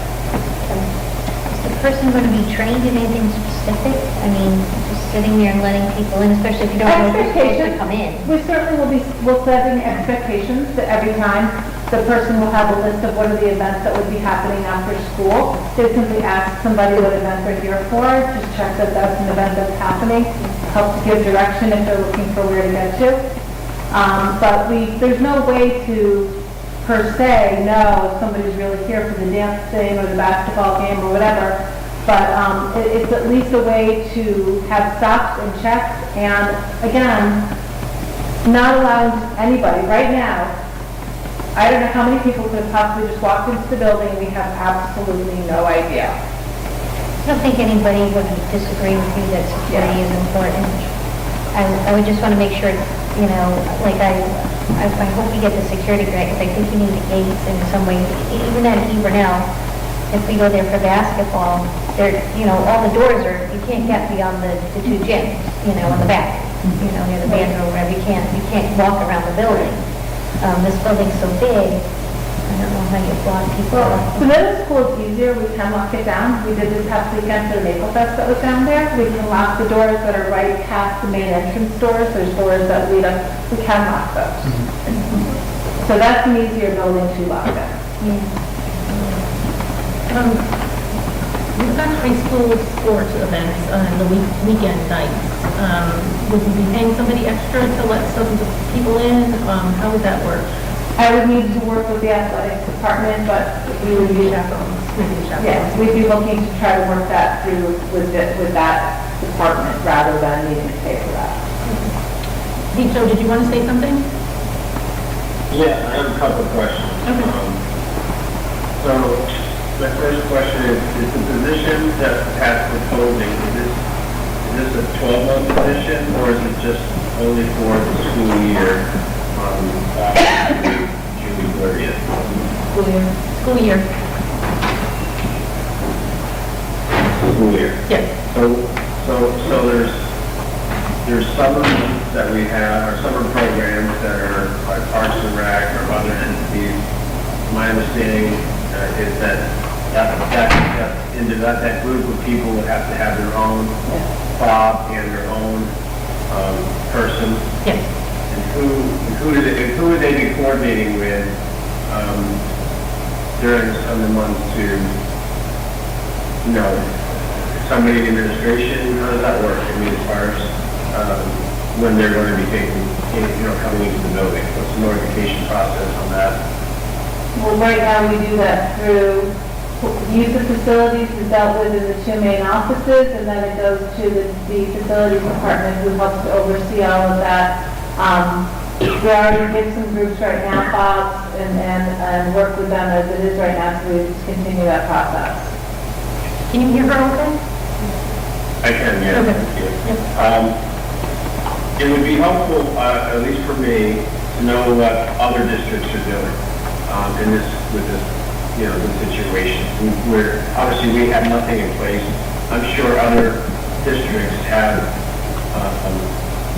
the same issue. Have we looked at any other schools to try and get some ideas to piggyback off of that? So this is an idea that several other schools that I'm aware of have done, including my previous district that I worked in. This is one of the ways that we solved the after-school issue. And a couple of other school systems at the time that I was speaking to were using this strategy. I have not recently asked anybody how they're addressing keeping buildings locked down. And I can tell you some districts don't. I'm sorry. No, and I know that some districts don't right now. Okay. Have you looked at more of a security person looking at as far as walking the hallways and making sure, policing that, doors are locked and people are where they're supposed to be versus just letting them through a door and then they can have access? I think it would be more along the lines of a security officer of some sort. Is that an option? I did not look at that right now as an option. I again was addressing my most pressing need that I feel the district has, which is to lock the building down. I am not as worried about the wandering in the building. Yes, people wander. We do not have large-scale and consistent reports of any type of vandalism or other things happening in the building, so I do not see that as a major issue. Obviously, we'd like to stop people from wandering in the building, but again, prioritizing it is not my most major issue at this time. So no, I have not looked at that. I have looked at other options, obviously also through the security grant, of dealing with the wandering in the building differently. In the security grant, you talked about the gate. So if we don't get the security grant, we don't get the gate, correct? Correct. At this time, yes. That would be correct.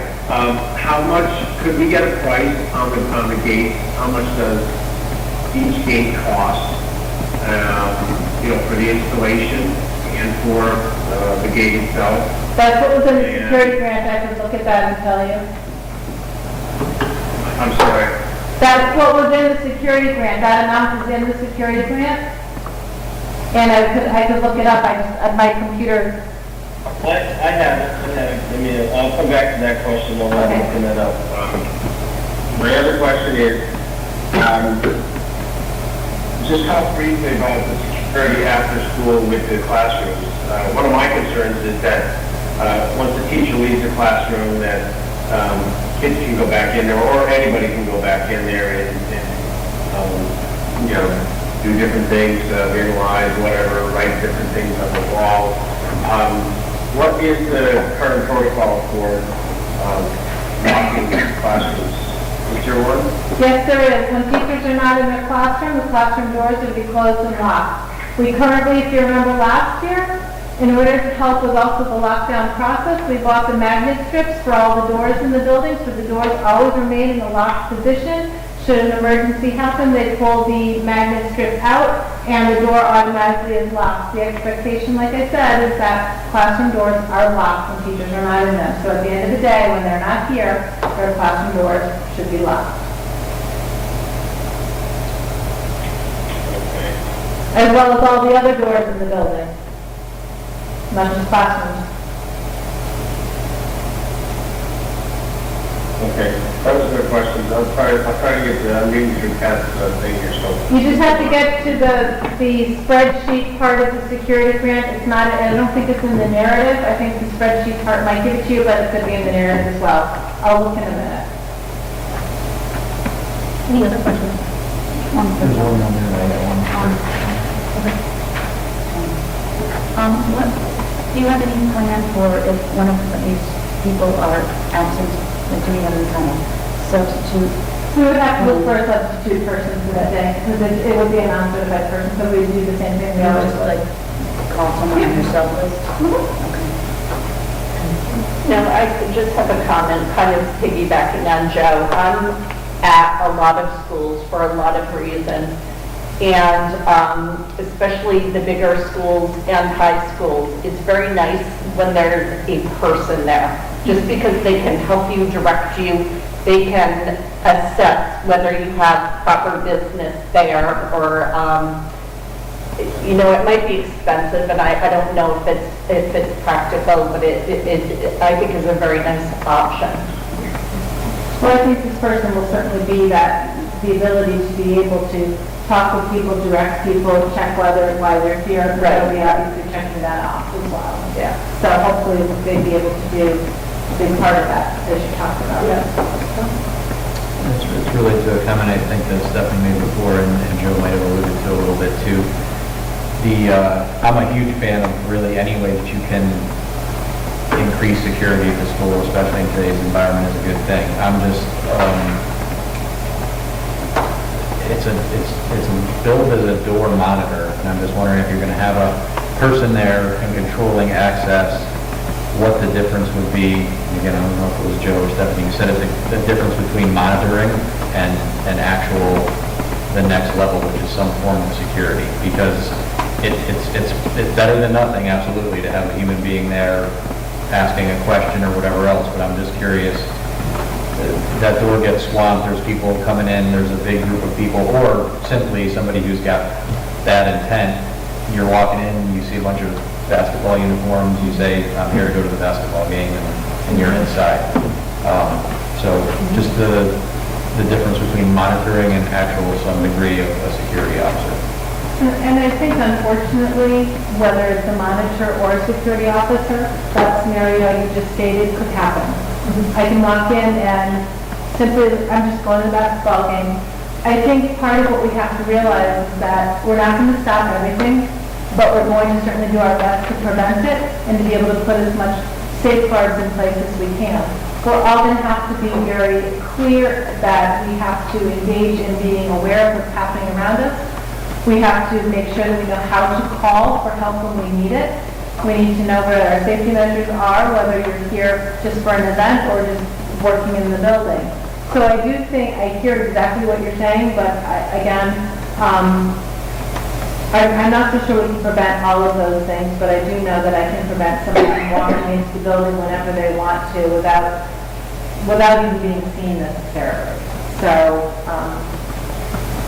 I can certainly look at other options, but I would support that it's just a presence is a deterrent of some sort. Now we have plagiarism detection tools. The day we deployed them, the student government called my office. a lot. It's not going to catch everything, but it sends the message and it's going to have some deterrent effect. Okay. So we are at a place now. So did you want to? It was just for information, so again, as the board makes final decisions with the operating budget, they're well informed of what this is all about and the decisions that you're making with that moving forward. So then the next part of it were some budget adjustments that have happened since the budget was first presented at the end of January.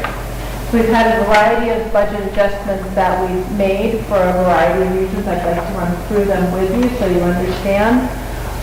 In the program part of the budget, so a personnel and a program, in the program part of the budget, right now, I've been able to make $267,201 of reductions. I'll go through them with you. We added $500 for virtual high school. The amount for the seats that we have as a school, the actual amount came through, the bill was higher than we had anticipated in our budget. We increased it by $500. We also found that as we were making changes to our middle school family consumer science supply budget, that we hadn't budgeted for any supplies for that, and we needed to put in $500 for supplies for that. The EMT course right now is being well subscribed as we're looking at this number of students. Our student reps talked about course enrollments are happening. Course enrollments are looking very strong for the EMT classes, so we need to actually purchase more textbooks for those classes so we can run the number of sections we're anticipating. The PSATs. One of the things that we are doing as a district is making sure that as we talk about college and career readiness being our first goal for our students, we want to make sure that we have an active way of annually looking at how are our students doing towards college and career readiness.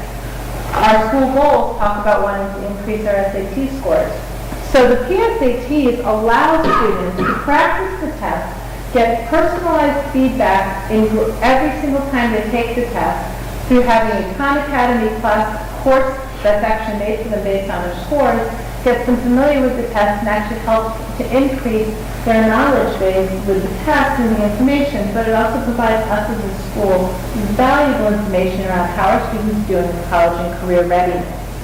So this year was our first pilot year for 8th graders taking the PSATs. We are going to do them 9th grade next year as the first year, and then 10th grade and 11th grade continuing on with that. We had to adjust the price that we had put in the budget for the PSATs. We just didn't have the right pricing in there, so we have adjusted that appropriately for all those different times where we'll have students taking the PSATs. We also moved where it was found in the budget from dues and fees to the guidance supplies, so you'll see a shift in where the numbers were as well.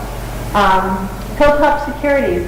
Hilltop Securities allows us to have an audit done for our bonding, for our Securities and Exchange Commission. Annually, it's something we have to do. Their services had not been budgeted previously. We're not quite sure why, but we did put them in there appropriately now. We've been using them for years. So those are all the additions. So what about the subtractions? We did remove $1,000 for high school PE equipment. They were able to actually purchase that this year in this year's current budget, so they did not need the $1,000 for next year. It was for a weight rack for the weight room, and they were able to get that this year, so that has been removed. The middle school active tank repair, I talked about that earlier this year. It was in the budget for the 1920 school year to be taken care of. We had to take care of it this year because we had an issue. So that is a reduction of $4,100 out of next year's budget. Here's the big one. We've had some changes in our special education tuition services and transportation. We have not had any students leave. We've just had changes in program that has happened through PBT processes. As the programs have changed, the tuition and the transportation and the services have changed, and there's a reduction of $198,000. The bus contract, I'm hoping that at the April meeting I'll be able to bring forward the bus contract to you. We have started into negotiations with the company, and given what we're budgeting in the process was higher than where the contract has come in, even though we haven't totally signed off on it yet. We're confident that we can reduce it by this amount, about $76,000, based on where we believe the final contract will end up. And just again, as we're looking at numbers and that might have changed in the budget book, Future Problem Solvers was moved from dues and fees to transportation because it actually is what they've been using the money for, not dues and fees for transportation. So it's a total reduction of $267,201 in your program part of the operating budget. Any questions on anything? And then PSAT, is that just, are we doing anything to prepare kids or just administer? I know we're administering it, testing other years, but are we doing anything to prepare them as well, any kind of coaching or anything? So we are, this year, we've done a tremendous job of both at the high school and the middle school, because the middle school has just done the PSATs for the first time. The high school has had information for a while. Having the data teams and the department leaders pulling apart the information, we've been doing professional development around where our students struggling in those tests, and each department has actually taken a look at what are the skills and the knowledge that they are going to embed in each one of their departments, as well as test-taking strategies for students. So, yes, we are addressing all of that through all of our classes to make sure that all students are provided the support for the PSATs and the SATs. So that's through the curriculum, it's not a special coaching kind of thing? Correct. Okay. Any other questions on budget or income? Can we have that paper? Yeah, I saw that. And what? Yeah. If it came to you, Yeah, it was just in one, okay. Do we have this document? Oh, okay. And what is it, so after all those operating budget, what is the percentage? I'm going to get to that on the next slide. Oh, okay. So we also have an increase in personnel of $118,199.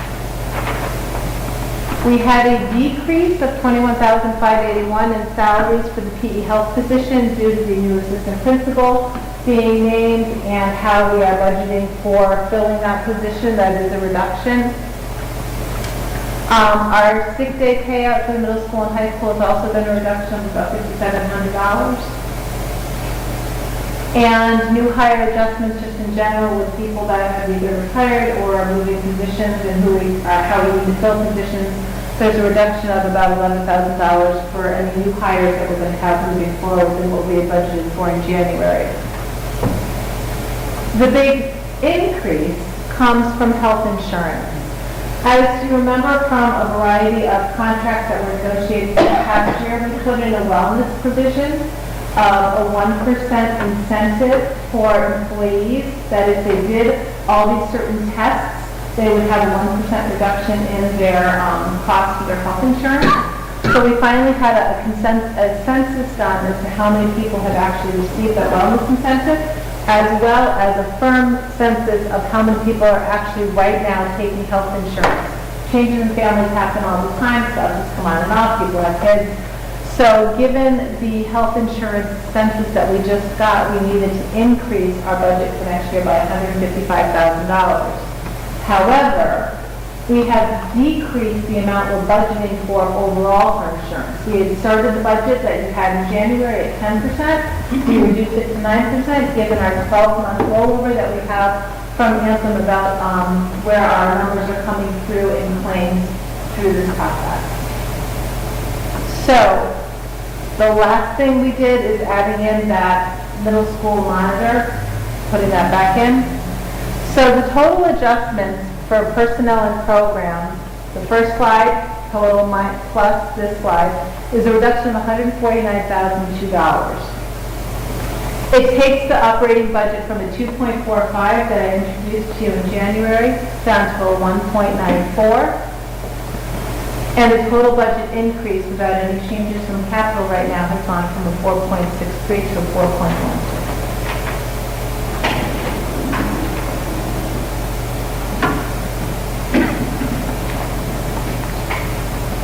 Any questions? Joe, got a question? Nope. Questions on it? Thank you, Beth. You're welcome.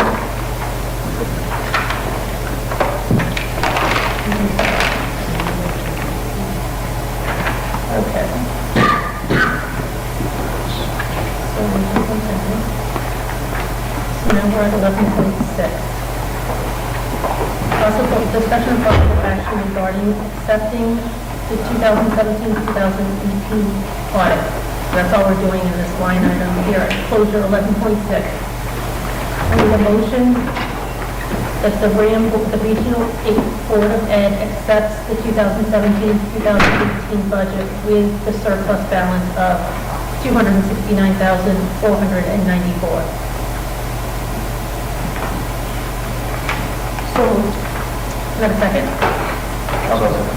Okay. Is there any discussion on just accepting the audit? That's it. So, Pat, just briefly on this front page here. Yeah. Just because a member of the public said, can we just clarify 11.6? Could you just run through those 1, 2, 3, 4 line items that equal to the 269,494? Correct. So on page 51 of the audit, there it shows that the surplus from expenses is $147,493. The surplus from revenues is $80,221 for a total of $227,714. We also have a surplus from the capital budget found on page 28 of the audit.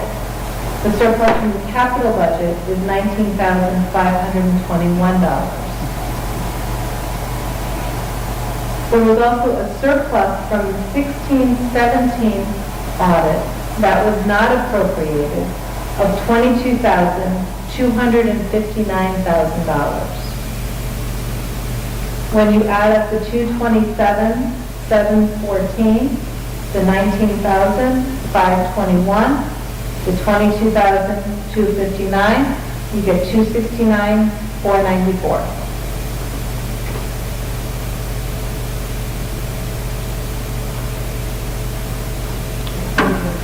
You're welcome.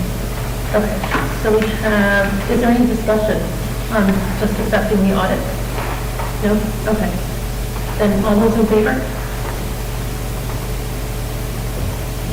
Okay, any opposed? I think that was unanimous, okay. All right, so moving on to 11.7. Discussion and possible action regarding the reallocation of capital non-reoccurring funds. Okay.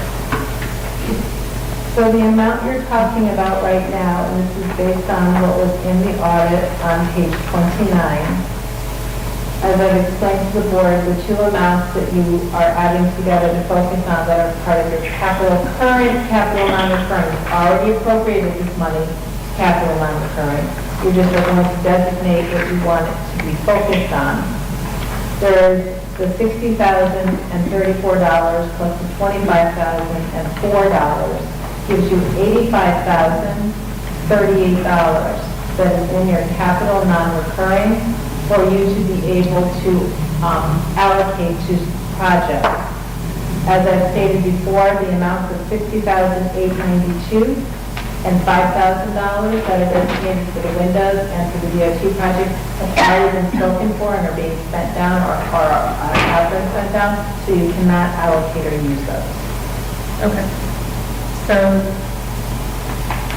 I will need a motion for the Board of Education to accept the recommendation to reallocate $85,038 of the capital non-reoccurring funds to $56,000 to ADA basketball and softball, $10,000 for crack sealing, and $10,000 for the feasibility study project. So, I'll need a motion, and then a second, and then we'll discuss. Okay. So moved. Okay, second? Okay, Ron? Okay, I Ron. was second. Yeah, okay, do you have a question? No. Okay. Joe, did you want to say anything about that? Or you good? I'm good. Okay. Has anybody got any questions? That was what we discussed in the meeting, yesterday, Yes. Thursday, Okay, last week. all right. Why did that change? Joe, could you share what that is, this change? Joe, are you hearing Dave's question? You're the chair. I heard these questions, I heard it, yeah. So, I'd like to readdress the concerns and the prioritize of what we, the other night Thursday when we discussed, what we're going to spend that money on. There was $6,000 for inventory, asset software. The girls softball field dugout for $23,000 and then the $56,000 for ADA. I would like to, talk to the board about, looking at the prioritization of what we're trying to do and accomplish in all the specific time frame of getting all these things done. So my concern is that we have the tax ceiling is the summer or the winter is over. It's a priority, should be a priority. It's been in the engineering document that we need to get these cracks sealed to save our asphalt because of the not the DOT project. And that's I think a major concern, at least from the facility perspective, that I would like to see move forward. The other thing is the feasibility study, even though we have it in capital. It's an 8-week process, so I think everybody has been aware that when we had the presentation from BSC Group, 8 weeks is a long time to, if we have it in our capital budget, we won't get that money until sometime in June. So we're going to lose a lot of time. We're trying to keep all our things going and progress to the end. If we do get the state funding, we're in a better position to move forward with that. The ADA, I would like to think that we should keep moving forward with that project. That timing was somewhat up in the air when we're going to have that work being able to be completed, but nonetheless, it's very important. We should keep that moving forward. So when you look at least from the timing and the time management and a logical progression, I think that makes sense. We're not eliminating, any money. We put the girls baseball dugouts, a lot of discussion on that. We put that money back into the capital side of things. It was there before anyway. And then I could let Pat talk about some of the other stuff with the inventory aspect and things like that. But I think it would be better served for our money, and that's just my opinion. And obviously we're having a discussion, but I think it's the right approach. But Joe, I understand we had that, maybe we should have brought it up at the meeting, but the facilities committee came up with a list of priorities, and we're being presented with something that's totally different than what we discussed. So, it's correct me. It was a discussion, and it's a recommendation. So we can make that go with that recommendation, but this is the point we want to discuss if there's other options. And I think that I made the mistake of not, I wanted to have the feasibility study. I thought that's more important right now than putting some of the other stuff prior, because that's me. I did not present that because we were at 9 o'clock in the evening, and it was, everybody's like horse trading, so I just think it's a better position. I think it's a win-win, whether we have, all you're doing is swapping money in. We're not taking anything away. Okay, so I have a comment if Dr. Law is willing to do it, because she explained to me literally in 30 seconds, or what, it was about 40 seconds. It helped me understand these changes, and Joe just said it. it is not, there's a change in timing, but there's literally almost little or no change to all the things we talked about in detail, Dave. Just if it's worth it to you, or and if you're willing to do it, Dr. Lobbies, it made sense to me. The way I'm that happy you- to do whatever the board would like. If that's done, could you tell us all exactly which papers to get out so we can hear exactly what Dave and Joe are talking about? Because I think that I know, but I'm not sure, because that we're following along, so I don't have that paper. I put them with your, Okay. the best thing to do is, to pull out the Friday updates that I sent them, I gave you each a copy today as well. And I will acknowledge, Dave, that, and for both the facilities and the finance subcommittee that came together on Thursday night, that the recommendation that was just brought forward is slightly different than what was discussed at that meeting. And so some questions have come up, and one of the things that I am able to do is to move forward I'm going to start with to ask you to move to the $85,000 on the back page here of this document. And looking at, that page right there that your top hand is on. Yep. At the top, in the middle of top there, where it says 85,038 that we're talking about. The asset inventory system, we had already gotten quotes for that, and so I'm trying to move that forward now, actually, in this year's budget, so we can get ahead of this issue. It's going to take a long time for us to do the inventory throughout the entire district, so I'm looking to try to do that now rather than next year, so looking to move that off of there. And then, as I was talking, I've had some questions around, could we just move things? What we could do is to pull out $20,000 out of the current capital, which is the sheet right before that. So just take the sheet that I asked you to look at right now, flip it back over. There's two things down there that say new crack ceiling, and then the athletic facility, but leave that one there, the new crack ceiling, and then the one above it, feasibility study, each for $10,000. If you take them out of the capital, so those are the new crack ceiling came from the discussion of the facility study. Yes. And the one right above that's feasibility study for $10,000.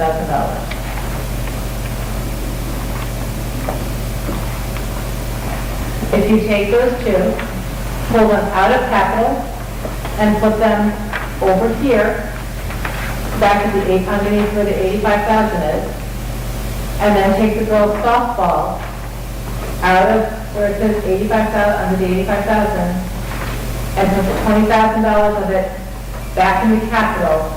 It's a swap of $20,000 back and forth. So it's taking 10 and 10 out of the current capital, crack ceiling and feasibility, putting it into the capital non-recurring, because that's where we spend it from, taking the ADA softball, which right now it's 23, we don't have a firm quote for the 23 even, so taking that out of the 85,000 out of capital non-recurring, put it back into the capital budget that you'll see was in here to begin with, and put it in at $20,000. So it's 20 out, 20 in. And just swap in the project. I'm confused because I had the opportunity to sit through a lot of the facilities committee. I certainly commend them on their work. And then we went into a joint meeting and things were posted on the board. And when I'm reading this, and this is where I'm confused, so the first page, so I guess it's the second page on the top, it says review of process from subcommittees. The last sentence, from that discussion, the subcommittee will be making the recommendation to the whole board on Monday night to make the following changes to the capital budget. But I think some of it happened after that committee closed, or those committee meetings closed. I think some board members might have requested some changes, and that's what came forward in the request. So, but we've made such a big deal about subcommittees in this process, and I've been told that over and over and over. I'm not even against the changes. I think it's the process and how this looks to be not transparent. I mean, I think the thing, that subcommittee has been, to my understanding, exceptionally transparent, and that's why there's been a lot of support. And I don't understand why what was on the board didn't go forward and why it's being changed. And I understand the swap, I understand math, I'm fine with that. But what I don't understand is it sounds like there was a meeting after the meeting, and why we can't just bring what was done there and then we're a reasonable board, vote on it if that makes sense. Because I ultimately want what makes sense. But if we sit there for hours during the meeting, I want that to have some meaning and for there not to be meetings after the meeting that decide things. I think that's an excellent conversation for the subcommittees to talk about. I'm going to say, and I don't have a lot invested in where you're spending capital. I kind of trust the people that are in that subcommittee and the superintendent. But I am a bit of a process freak, and I'm unhappy with this. I think there shouldn't be meetings, especially over something where it's a pretty sensitive spending area. It shouldn't switch after people have reached some sort of consensus to bring to this board. I think it should go back into their subcommittee. If you want changes, you need to go back into your subcommittee. I don't know if they can do emergency. I think, Joe, are you hearing all that? I am, so let me just try and clarify. So We Joe, can go back to what we, so Joe, I just want to clarify, so it's the process, it's not the content, right? So we're talking about the process piece that there's an issue with, so I think we have to work through the process. I understand that, Amy. I think we should have read that, get through what we agreed on in the meeting and discuss that, which I agree, but we have to have the conversation and the discussion piece of whether or not we want to change it or not. I don't disagree with what they're saying. However, I had the conversation with Dr. Mall over the weekend and emails because of the ADA stuff, which I wasn't clear with. So a lot of this stuff came to fruition after a marathon meeting that we I think we did a really good job of getting it to the point where we got to. We agreed on the capital, what we were going to spend it to. I think it comes down to, again, what, the process and reprioritizing. And I think that's what I'm looking for, is to have that conversation this evening before we make a motion to go forward with what we discussed on Thursday night. Okay.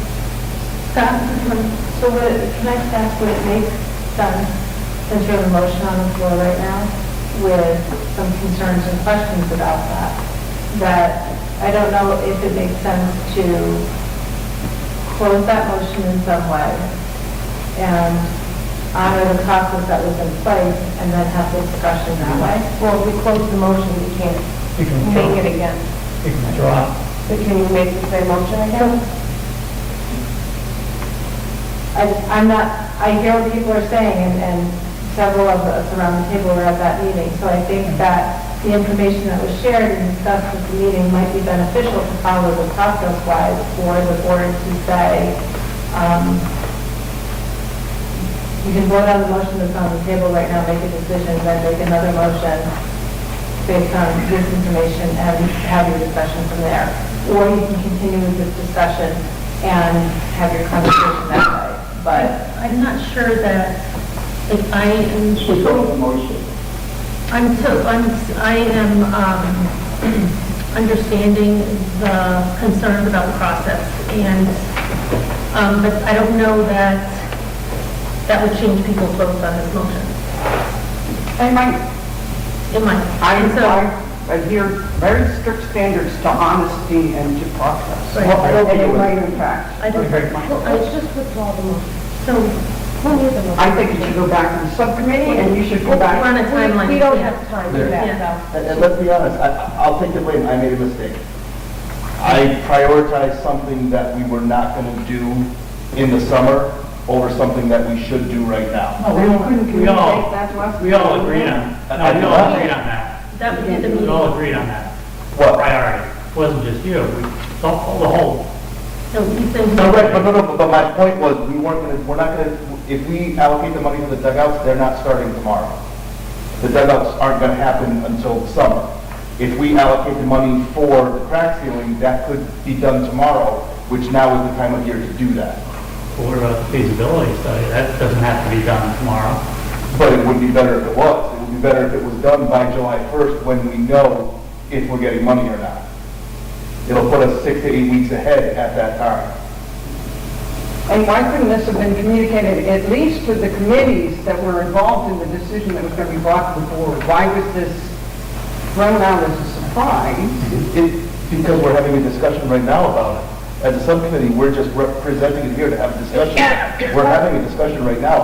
I don't feel it's a surprise. Well, I think the discussion was supposed to happen in a subcommittee and then be brought here, and then I would trust that the group that vetted it had all come to a consensus, and I would vote in faith, in good faith, to support the discussion that you all had that I wasn't present in it.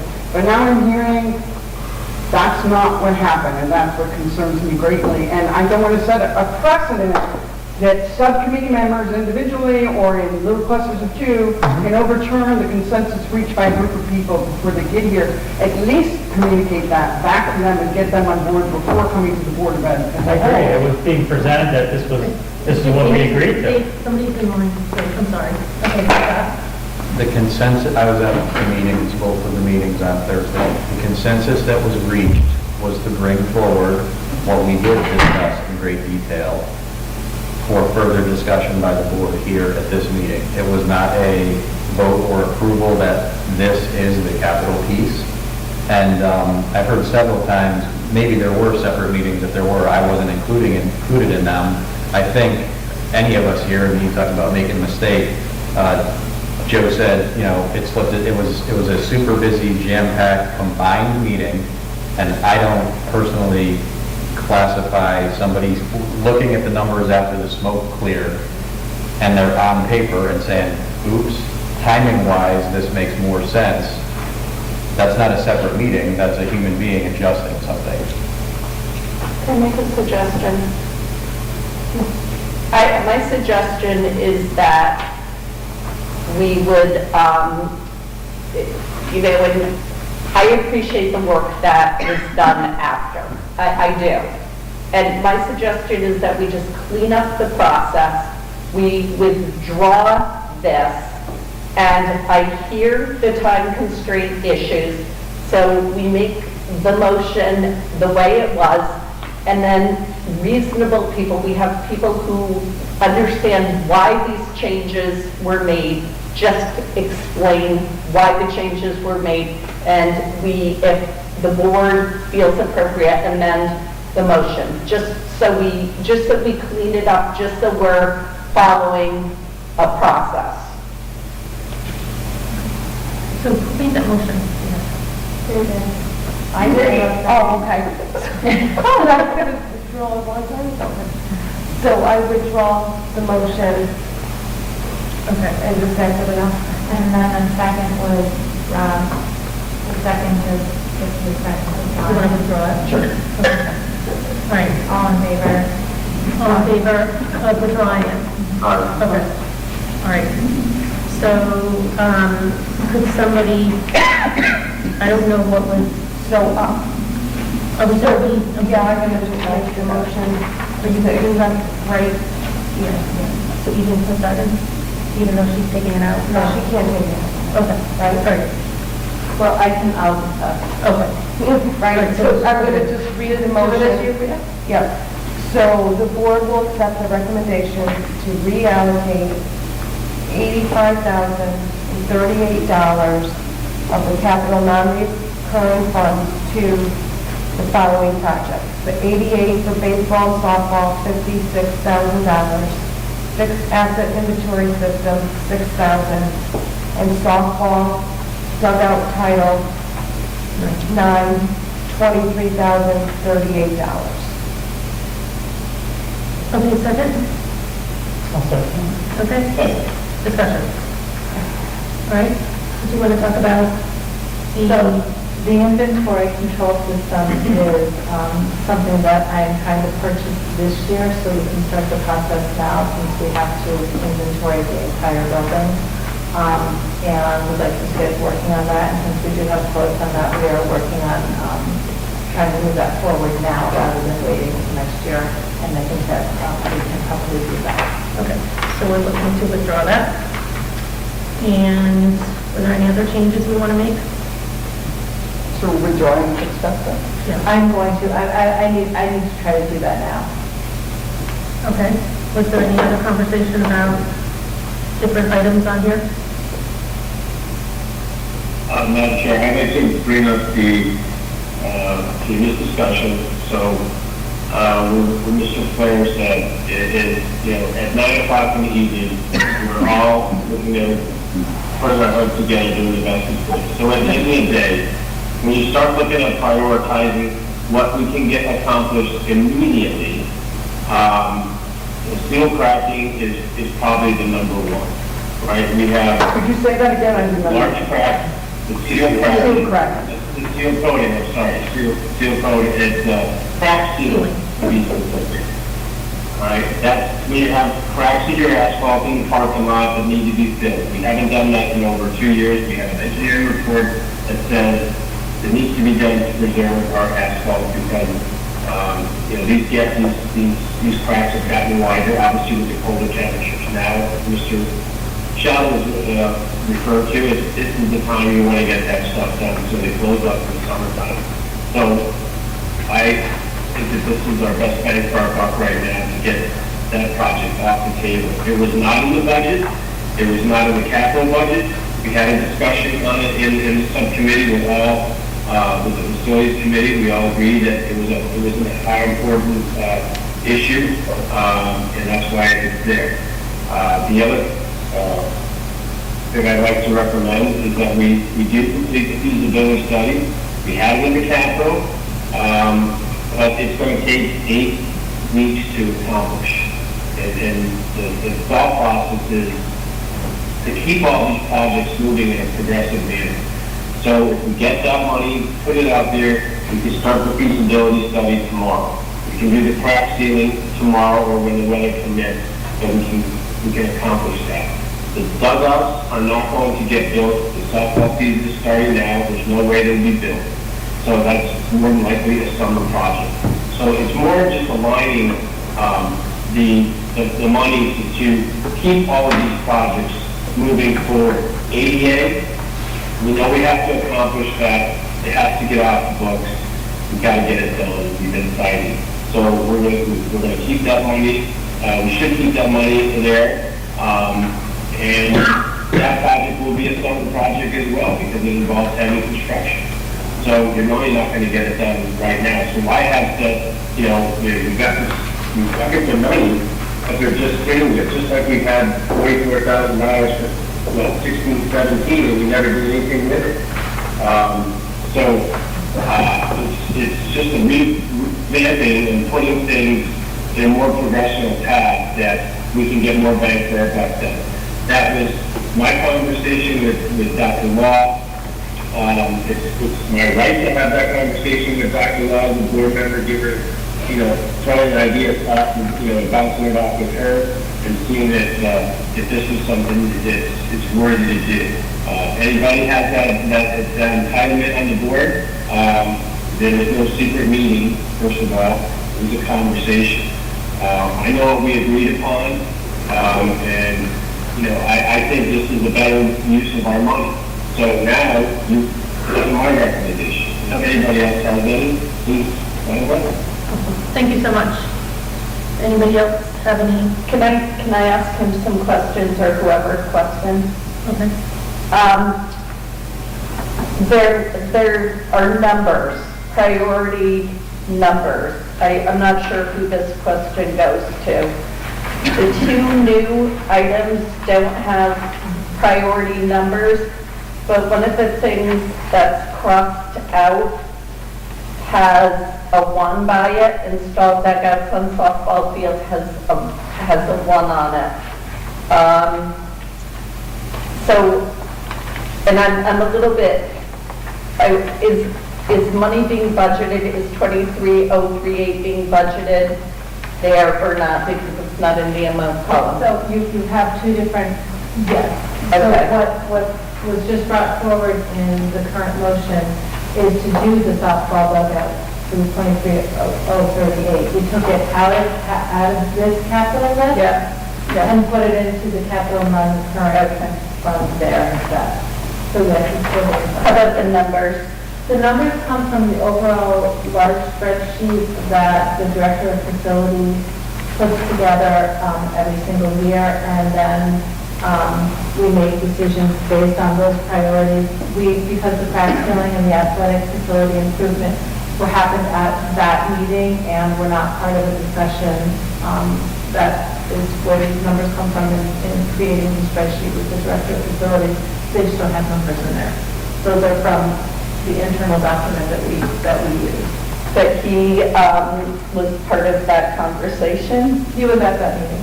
He was at the meeting. Is it fair to say that he thinks these are one, or do we know? I didn't hear his voice in that process. So that makes me think we should go back, like Jean said. I would like to know that. Okay, so this is what we're voting on. We're voting on putting things into one line, one account.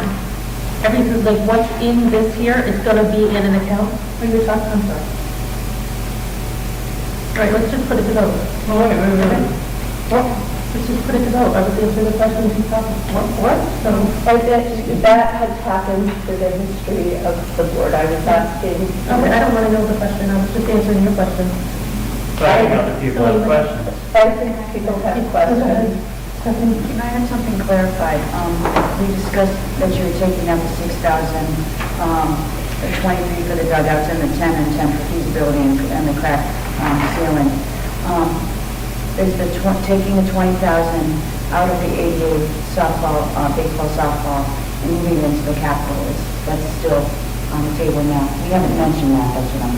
So I think when Joe was making those decisions, or the conversations he was just having with you, I don't think he finished that thought that pulling those two things out is what he's saying it would be fine. I just want to make sure it was discussed before we move on.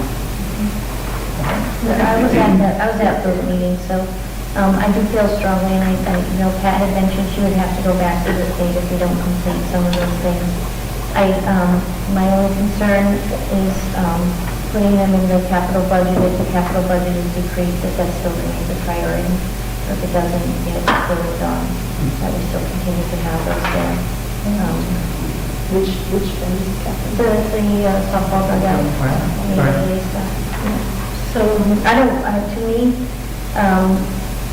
I knew when you were at that meeting after you left, we forgot about the feasibility study. Because I knew that was a priority all along, and we just, for some reason, didn't discuss it. That being said, I do agree with, the audio we have right now about the fact that we spent a lot of time on process and making sure that our subcommittee times together are collaborative and that we are respectful to each other's, the time that we spend together in getting those things done. That's all I have to say about that. So I just want to clarify with you, you're asking if, like, the softball field or the dugout, if there'll be a cut from the capital budget if it doesn't pass? Right, I do not want to see that happen. Yeah, okay. Yeah, All right. no, I'm fine with it happening later. I mean, as long as it gets done, And just to clarify, the only thing that Joe's asking to take out to swap is the softball dugout. The ADA is staying in. Right, okay, as far as I understood. Yeah, it's just the softball dugout that he wants to swap and put in the capital budget and then add for immediate the crack ceiling and the feasibility stuff. Yeah, okay. Would they be piggybacking on what Kathleen said? So would those be priorities in capital? Let's say we don't get as much, because that's a one on this list.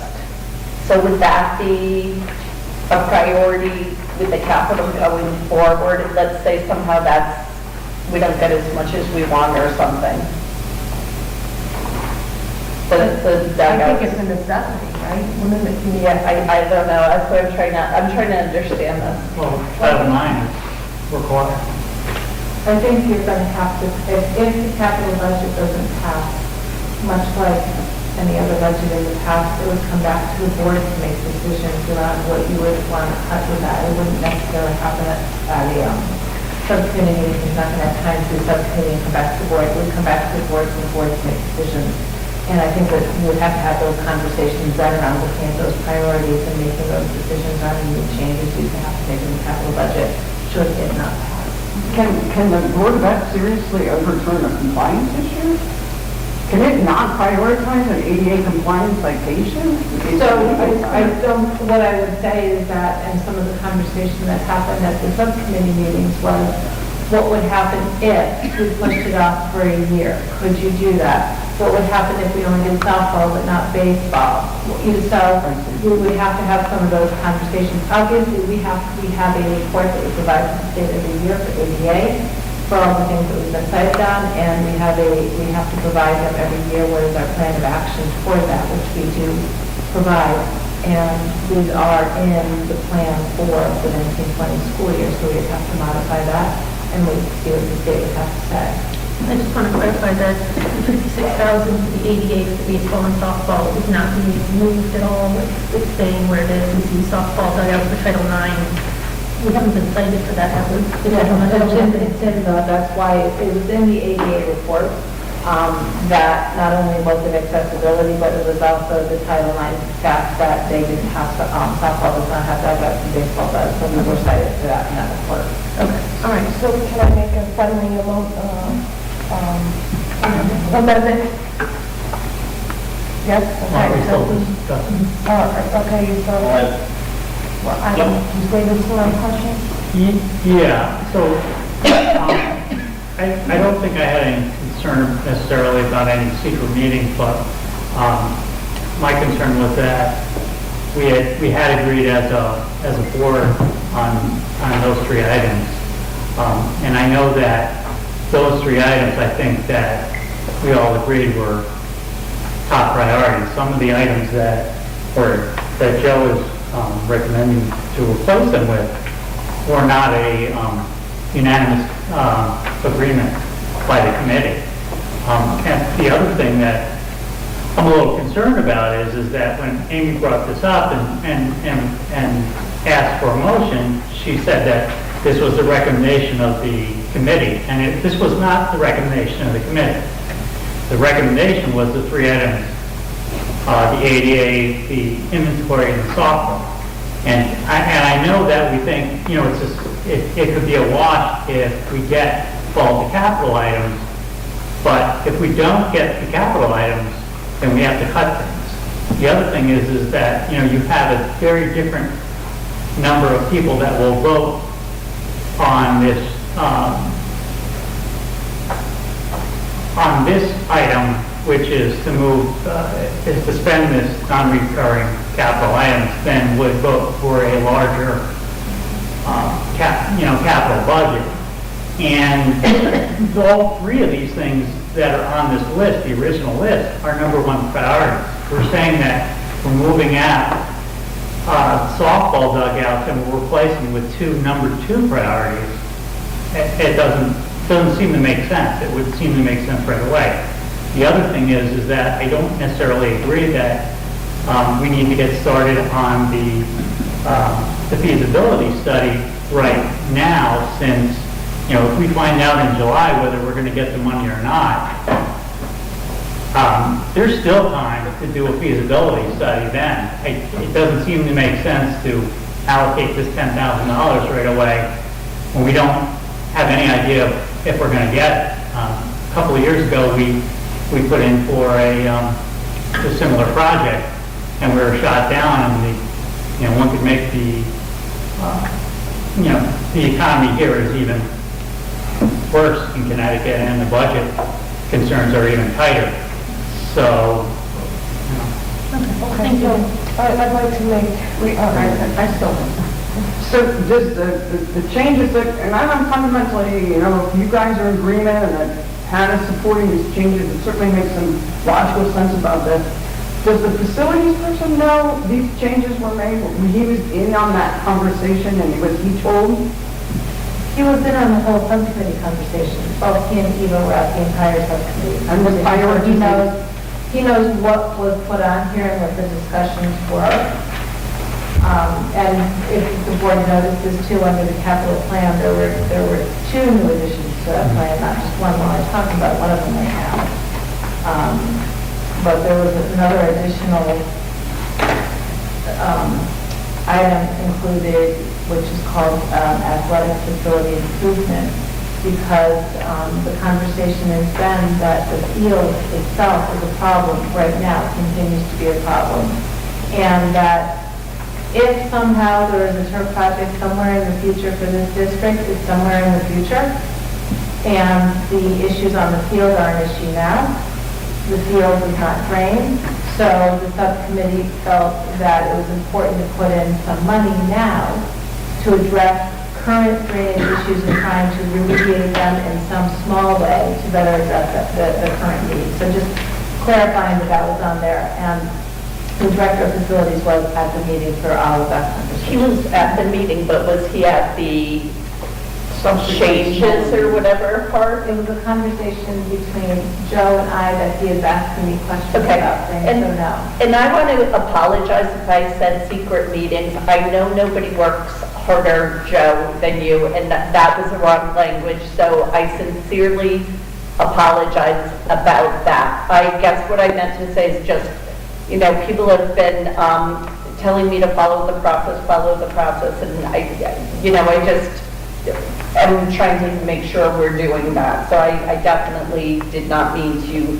suggest that there wasn't anything that was transparent. I just want us to give the impression in the appearance and act that way. So I was hoping we could clean this up. I think that... Well, I appreciate that, Julie. Thank you, because it really was, I thought that was, I take it very personally. You know, again, I do work hard, and I'm always, I want to follow the process as well. I thought I did. We had an agreement and what we did. Now I was told by Dr. Law how we were going to proceed, and we were going to make recommendations.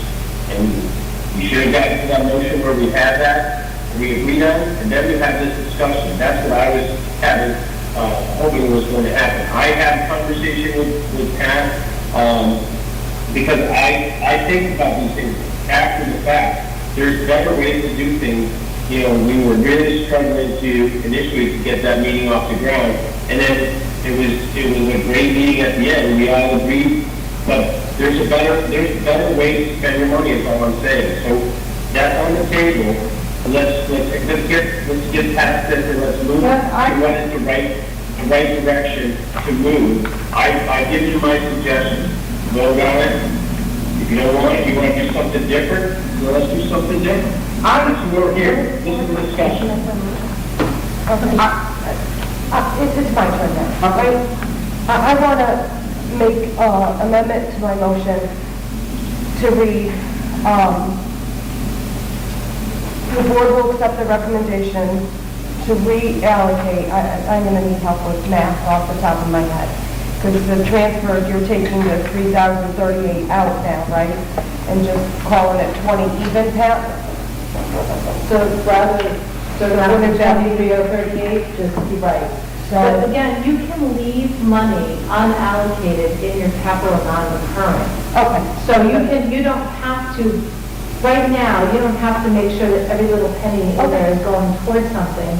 Because this money has already been allocated by the board, it is in their capital non-recurring. Right, okay, so I want to just make the amendment to recommend to reallocate $85,038 for these capital non-recurring funds for these projects. So the 88 for baseball and softball, 56,000. Taking out this, the fixed asset inventory system for 6,000. Adding in the crack ceiling for 10,000. and the feasibility study for 10,000, and moving the softball dugout Title IX to 20,000 to the capital budget. I hope that makes sense. And then we're going to discuss other few passes. Someone needs to second it. And then now we will do, we discuss what we do in the first meeting. I thought she was just going to Okay, all right, okay. So now we discuss this, that's on the table as you just outlined.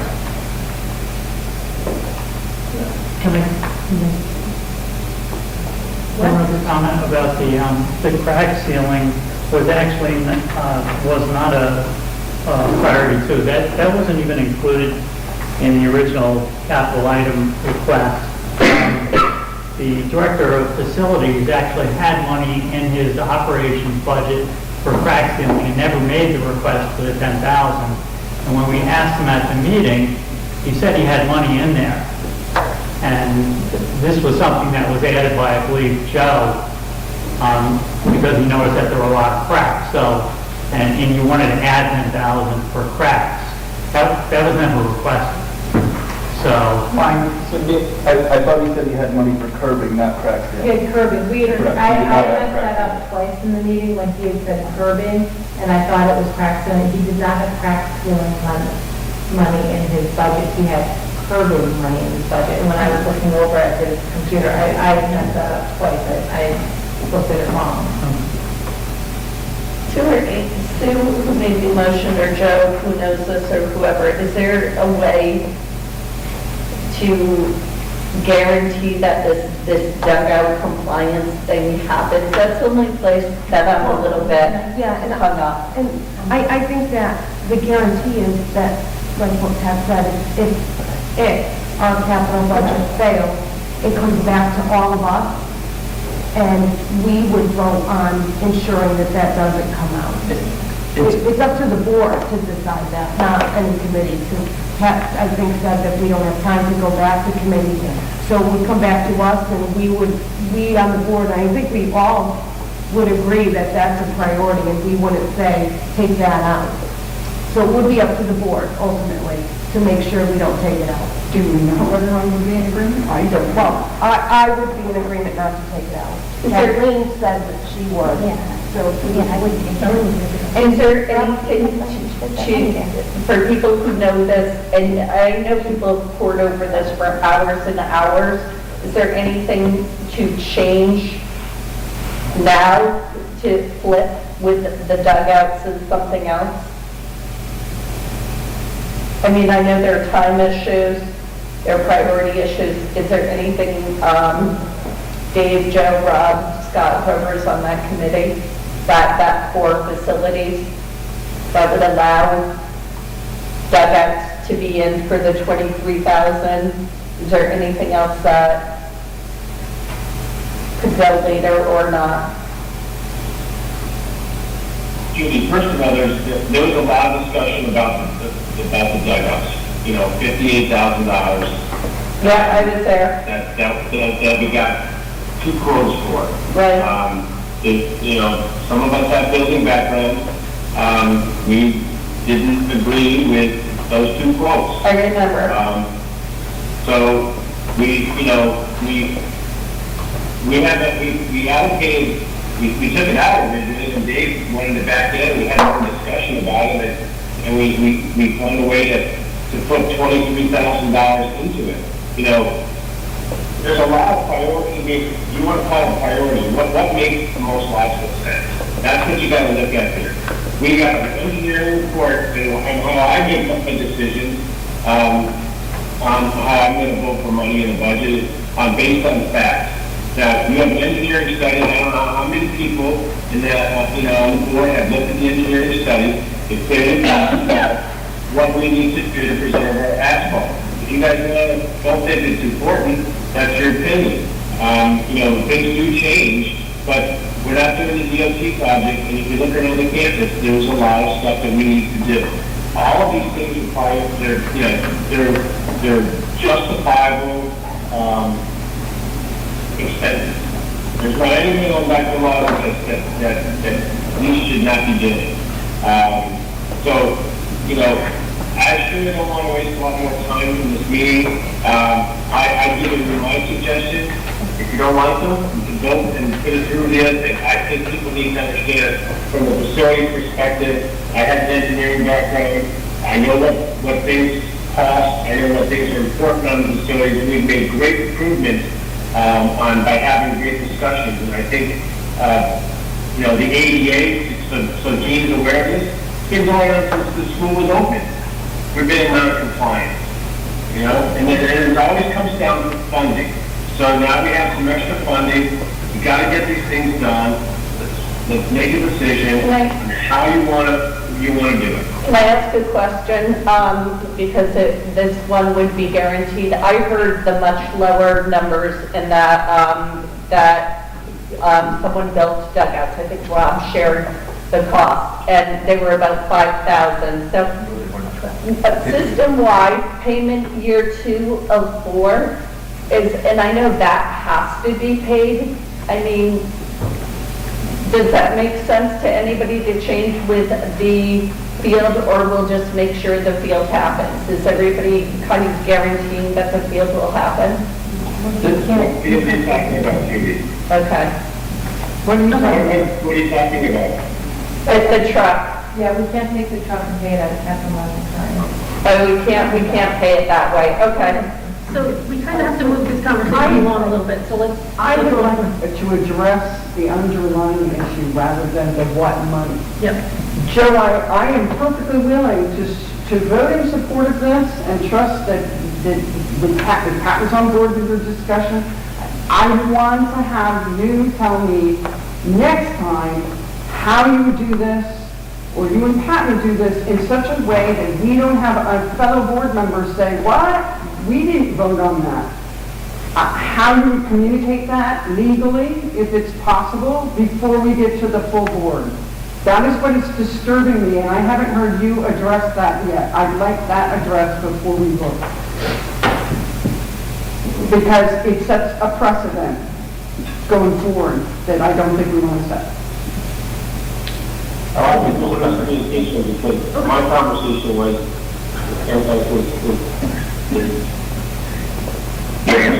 we all debated. Go ahead. Okay, so I guess I need to take some responsibility as well.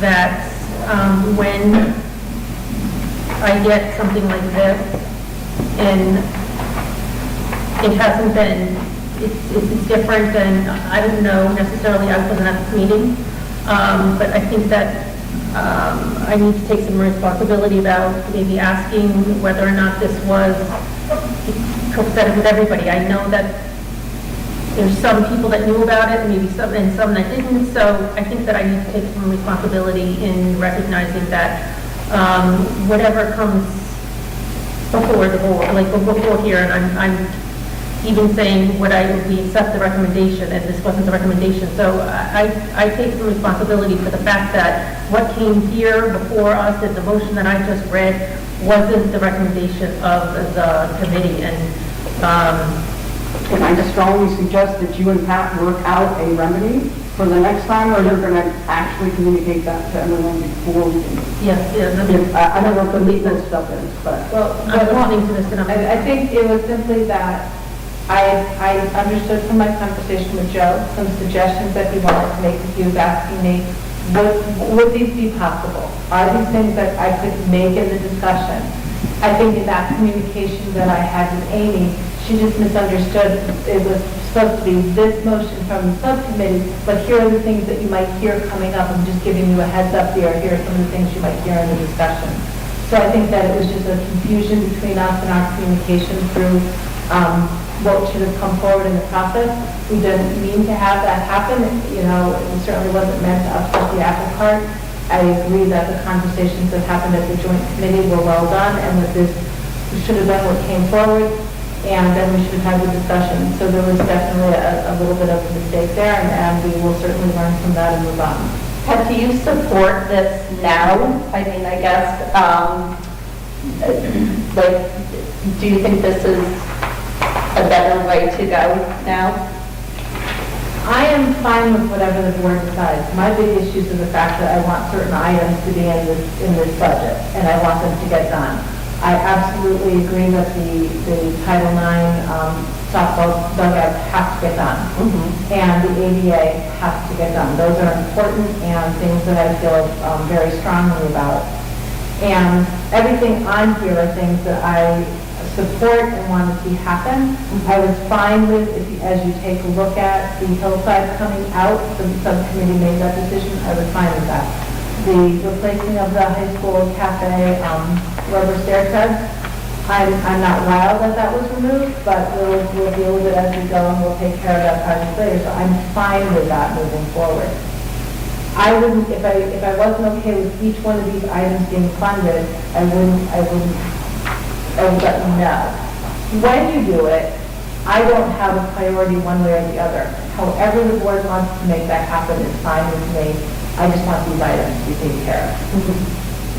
And if we find out that we do not get the grant or for the field, what happens to the 10,000? Do we take it back? Do we lose it? What my understanding of the feasibility study is that Because you'll do it before then. right, and it's going to include other things. It's going to include stadium, like those bleachers, and maybe a press box, maybe a concession. So they're just giving us like where the power source is going to come from, and those kind of things. So even if we don't get a turf field, it's going to itemize. My understanding is it's going to itemize other process or other aspects of this huge project that we may be looking to move forward on, even if we're not going on the turf field right away. And it's something that we can put in a binder and pull out when the time is right, if we don't get the money from the state.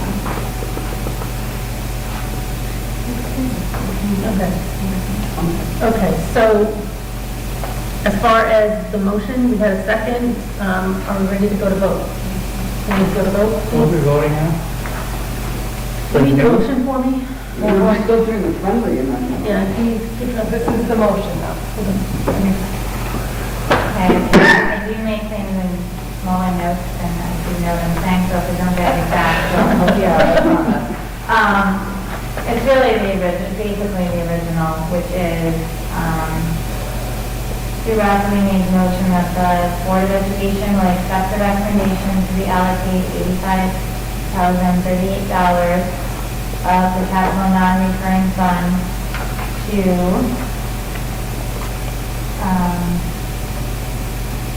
the ADA baseball and softball for $56,000, take out the fixed assets for $6,000, add crack ceiling for $10,000, add the feasibility study for $10,000, and move the softball dugout Title IX to the capital budget. That's $20,000. At $20,000. Okay, thank you. Okay, so all those in favor? Joe? Any opposed? Okay. Any abstentions? Okay. Motion passes.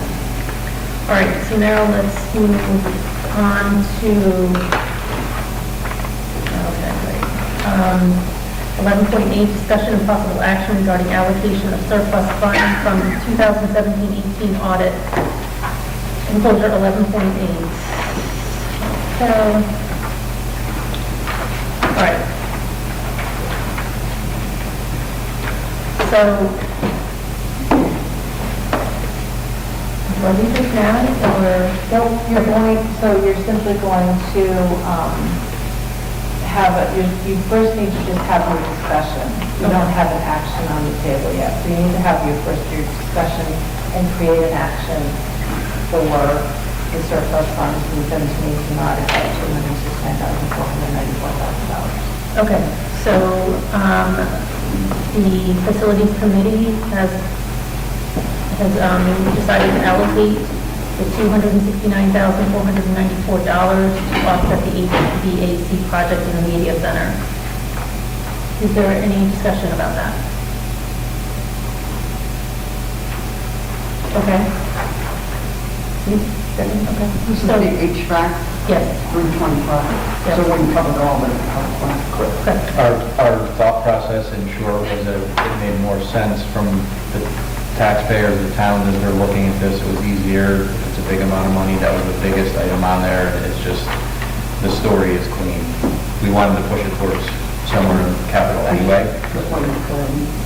Okay, and so in making that our, this capital, right here, these pages here, total 786,470 minus 269,494 from the surplus, if we put it towards the media center HVAC, it will leave us with a new capital budget total of $516,976.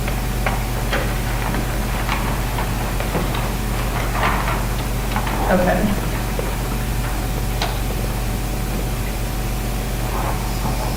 So, any discussion about this?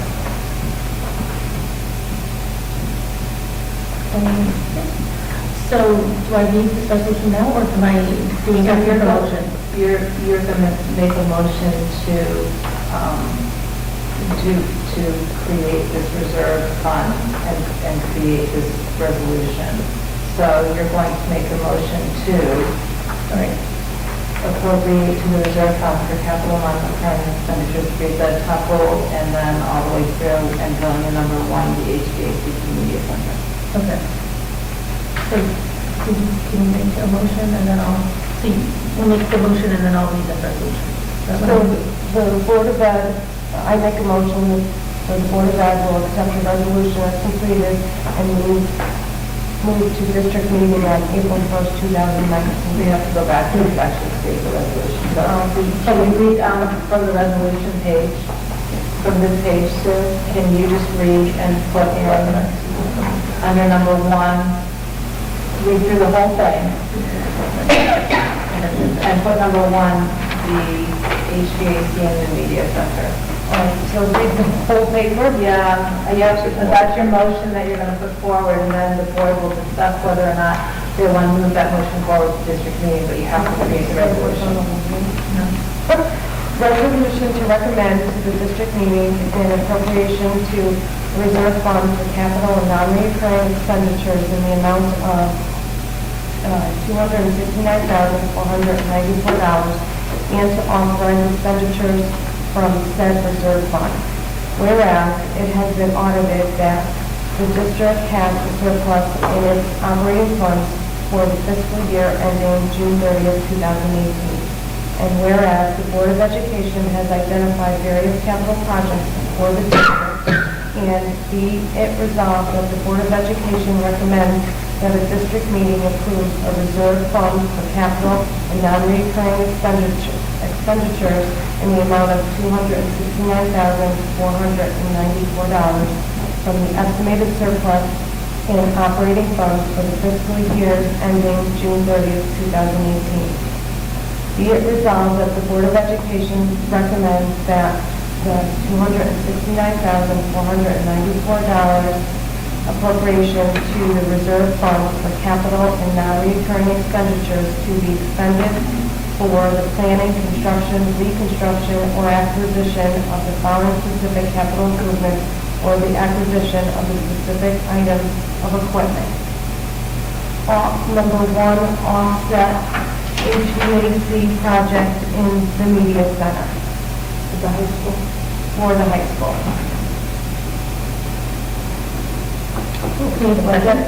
Good job. Okay, so we have a second. Did you second? Okay, second. And any discussion? No? Okay. All those in favor?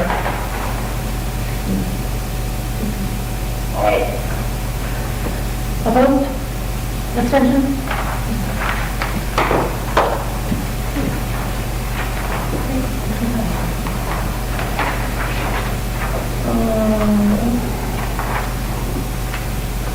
Okay, reports from the committee. I think we just did that. Yes, facilities, we just did it.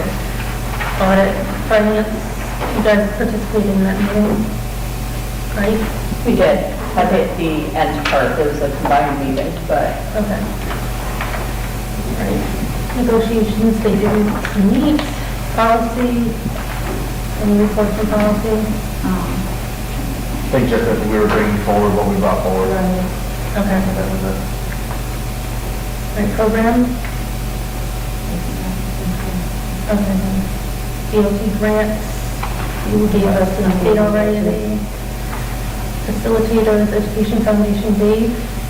Okay, Econ, Judy? yeah, so EastCon, I just got asked to serve on the Northeast Early Childhood Council. So my first meeting is tomorrow night for that, so I have not been yet, so I will keep you up to date on that. Thank you.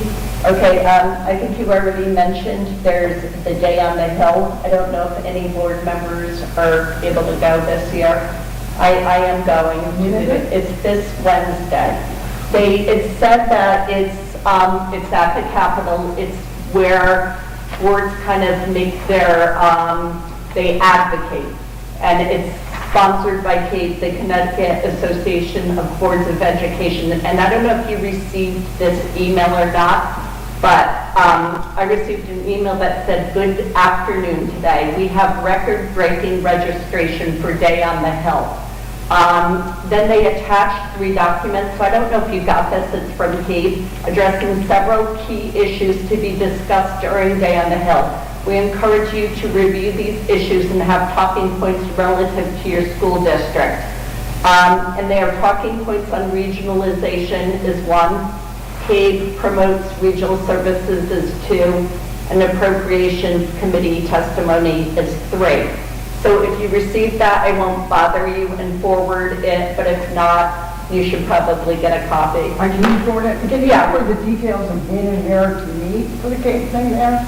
Yeah. I did go last year, but I didn't get anything, so. I am going, so I'll forward it to everybody. We could certainly meet up. I did get the agenda sent to me as well. Last year, the date was changed. I was going to go, and I was very disappointed. It snowed or something, and I had a work commitment. But it's a good thing to go to if anybody can go. I think they said that there are no more students being allowed, that there are a lot of students registered. So it sounds like we have, do you have a, and I got permission from Mr. Leslie and Mr. Joseph. I'm also bringing 4 students. I took a day off to do that because they've been talking about it because it's clearly in the news what's going on right now. So I'd be happy to meet up with anybody, or I'll forward those later. If you are planning on going, you're supposed to register, so people are counting us. No, it's other board members. Did you get, do you know that I registered? I don't know if Kathy registered or not. I'm not sure that I knew that, but I'm saying that if you are going to, like Kathy knows, she can register. I got a response, and she was emailing, including over the weekend, asking me for student names. So, yeah, so I am registered. Great. I'm just saying for anyone else, if you want to go, just like Kathy knows, she can get your registration. I thought you would know because of how it was structured. Anyway, you can see. Because if you go on to register, all of our names are there. I did register myself. Kathy did it for me, so I didn't want to. Okay. And it says if people have gone before or not, but, okay. Okay, thank you, Judy. Public comments. Do we have any public comments? Anyone? Okay. And informational items, school discipline. Enclosure 14.1. Yeah, I have something, I have a few things to bring up in regards to the student discipline.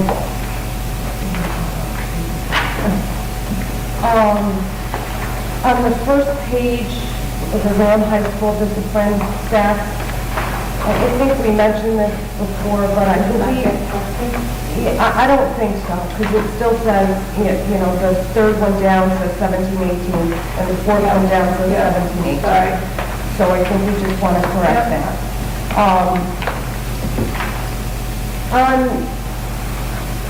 On the flip side of that page, where it says accumulation of offenses, I was just wondering, I think I see the same thing at the middle school, but they list them out. I didn't know if we can list what the offenses are in the report going forward. If there's some reason you can't, I understand that. I'm just asking.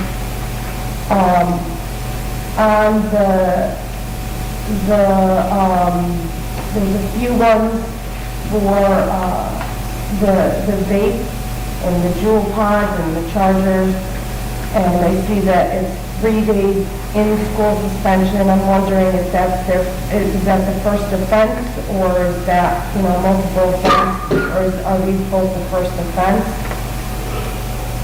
And I'll just state my questions. You may not have answers right now, and I get that.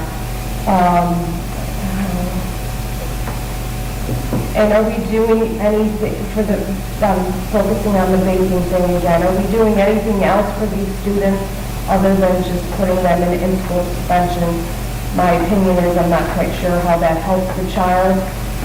So I'm curious to know if they're, you know, going smart recovery or doing anything else like that. What recovery is it? It's a smart recovery program that AHM offers at the school. Okay, so moving on to the high school out-of-school suspension, and flipping to the back page of that, it states possession of a weapon. I'm curious to know what weapon that is.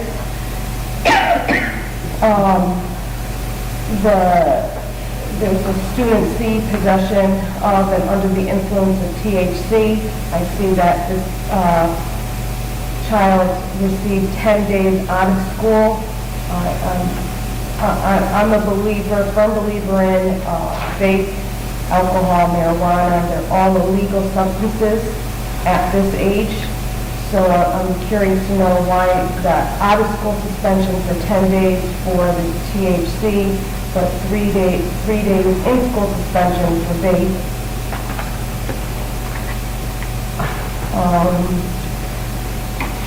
And the possession of a weapon is the same amount as being under the influence of THC?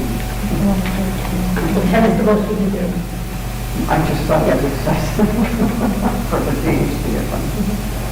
And then moving on, let's see what page this is. So now I'm at the middle school. I see, you know, just noticing inconsistencies a little bit here with the vape. This is, you know, in school, they get 2 days in school at the middle school. I see one at the bottom of the flip side of that page where a youth had an illegal substance, this is vodka, and they received 10 days in school. And then the very last page, or the second to last page, there was vaping, and this youth got 2 days out of school.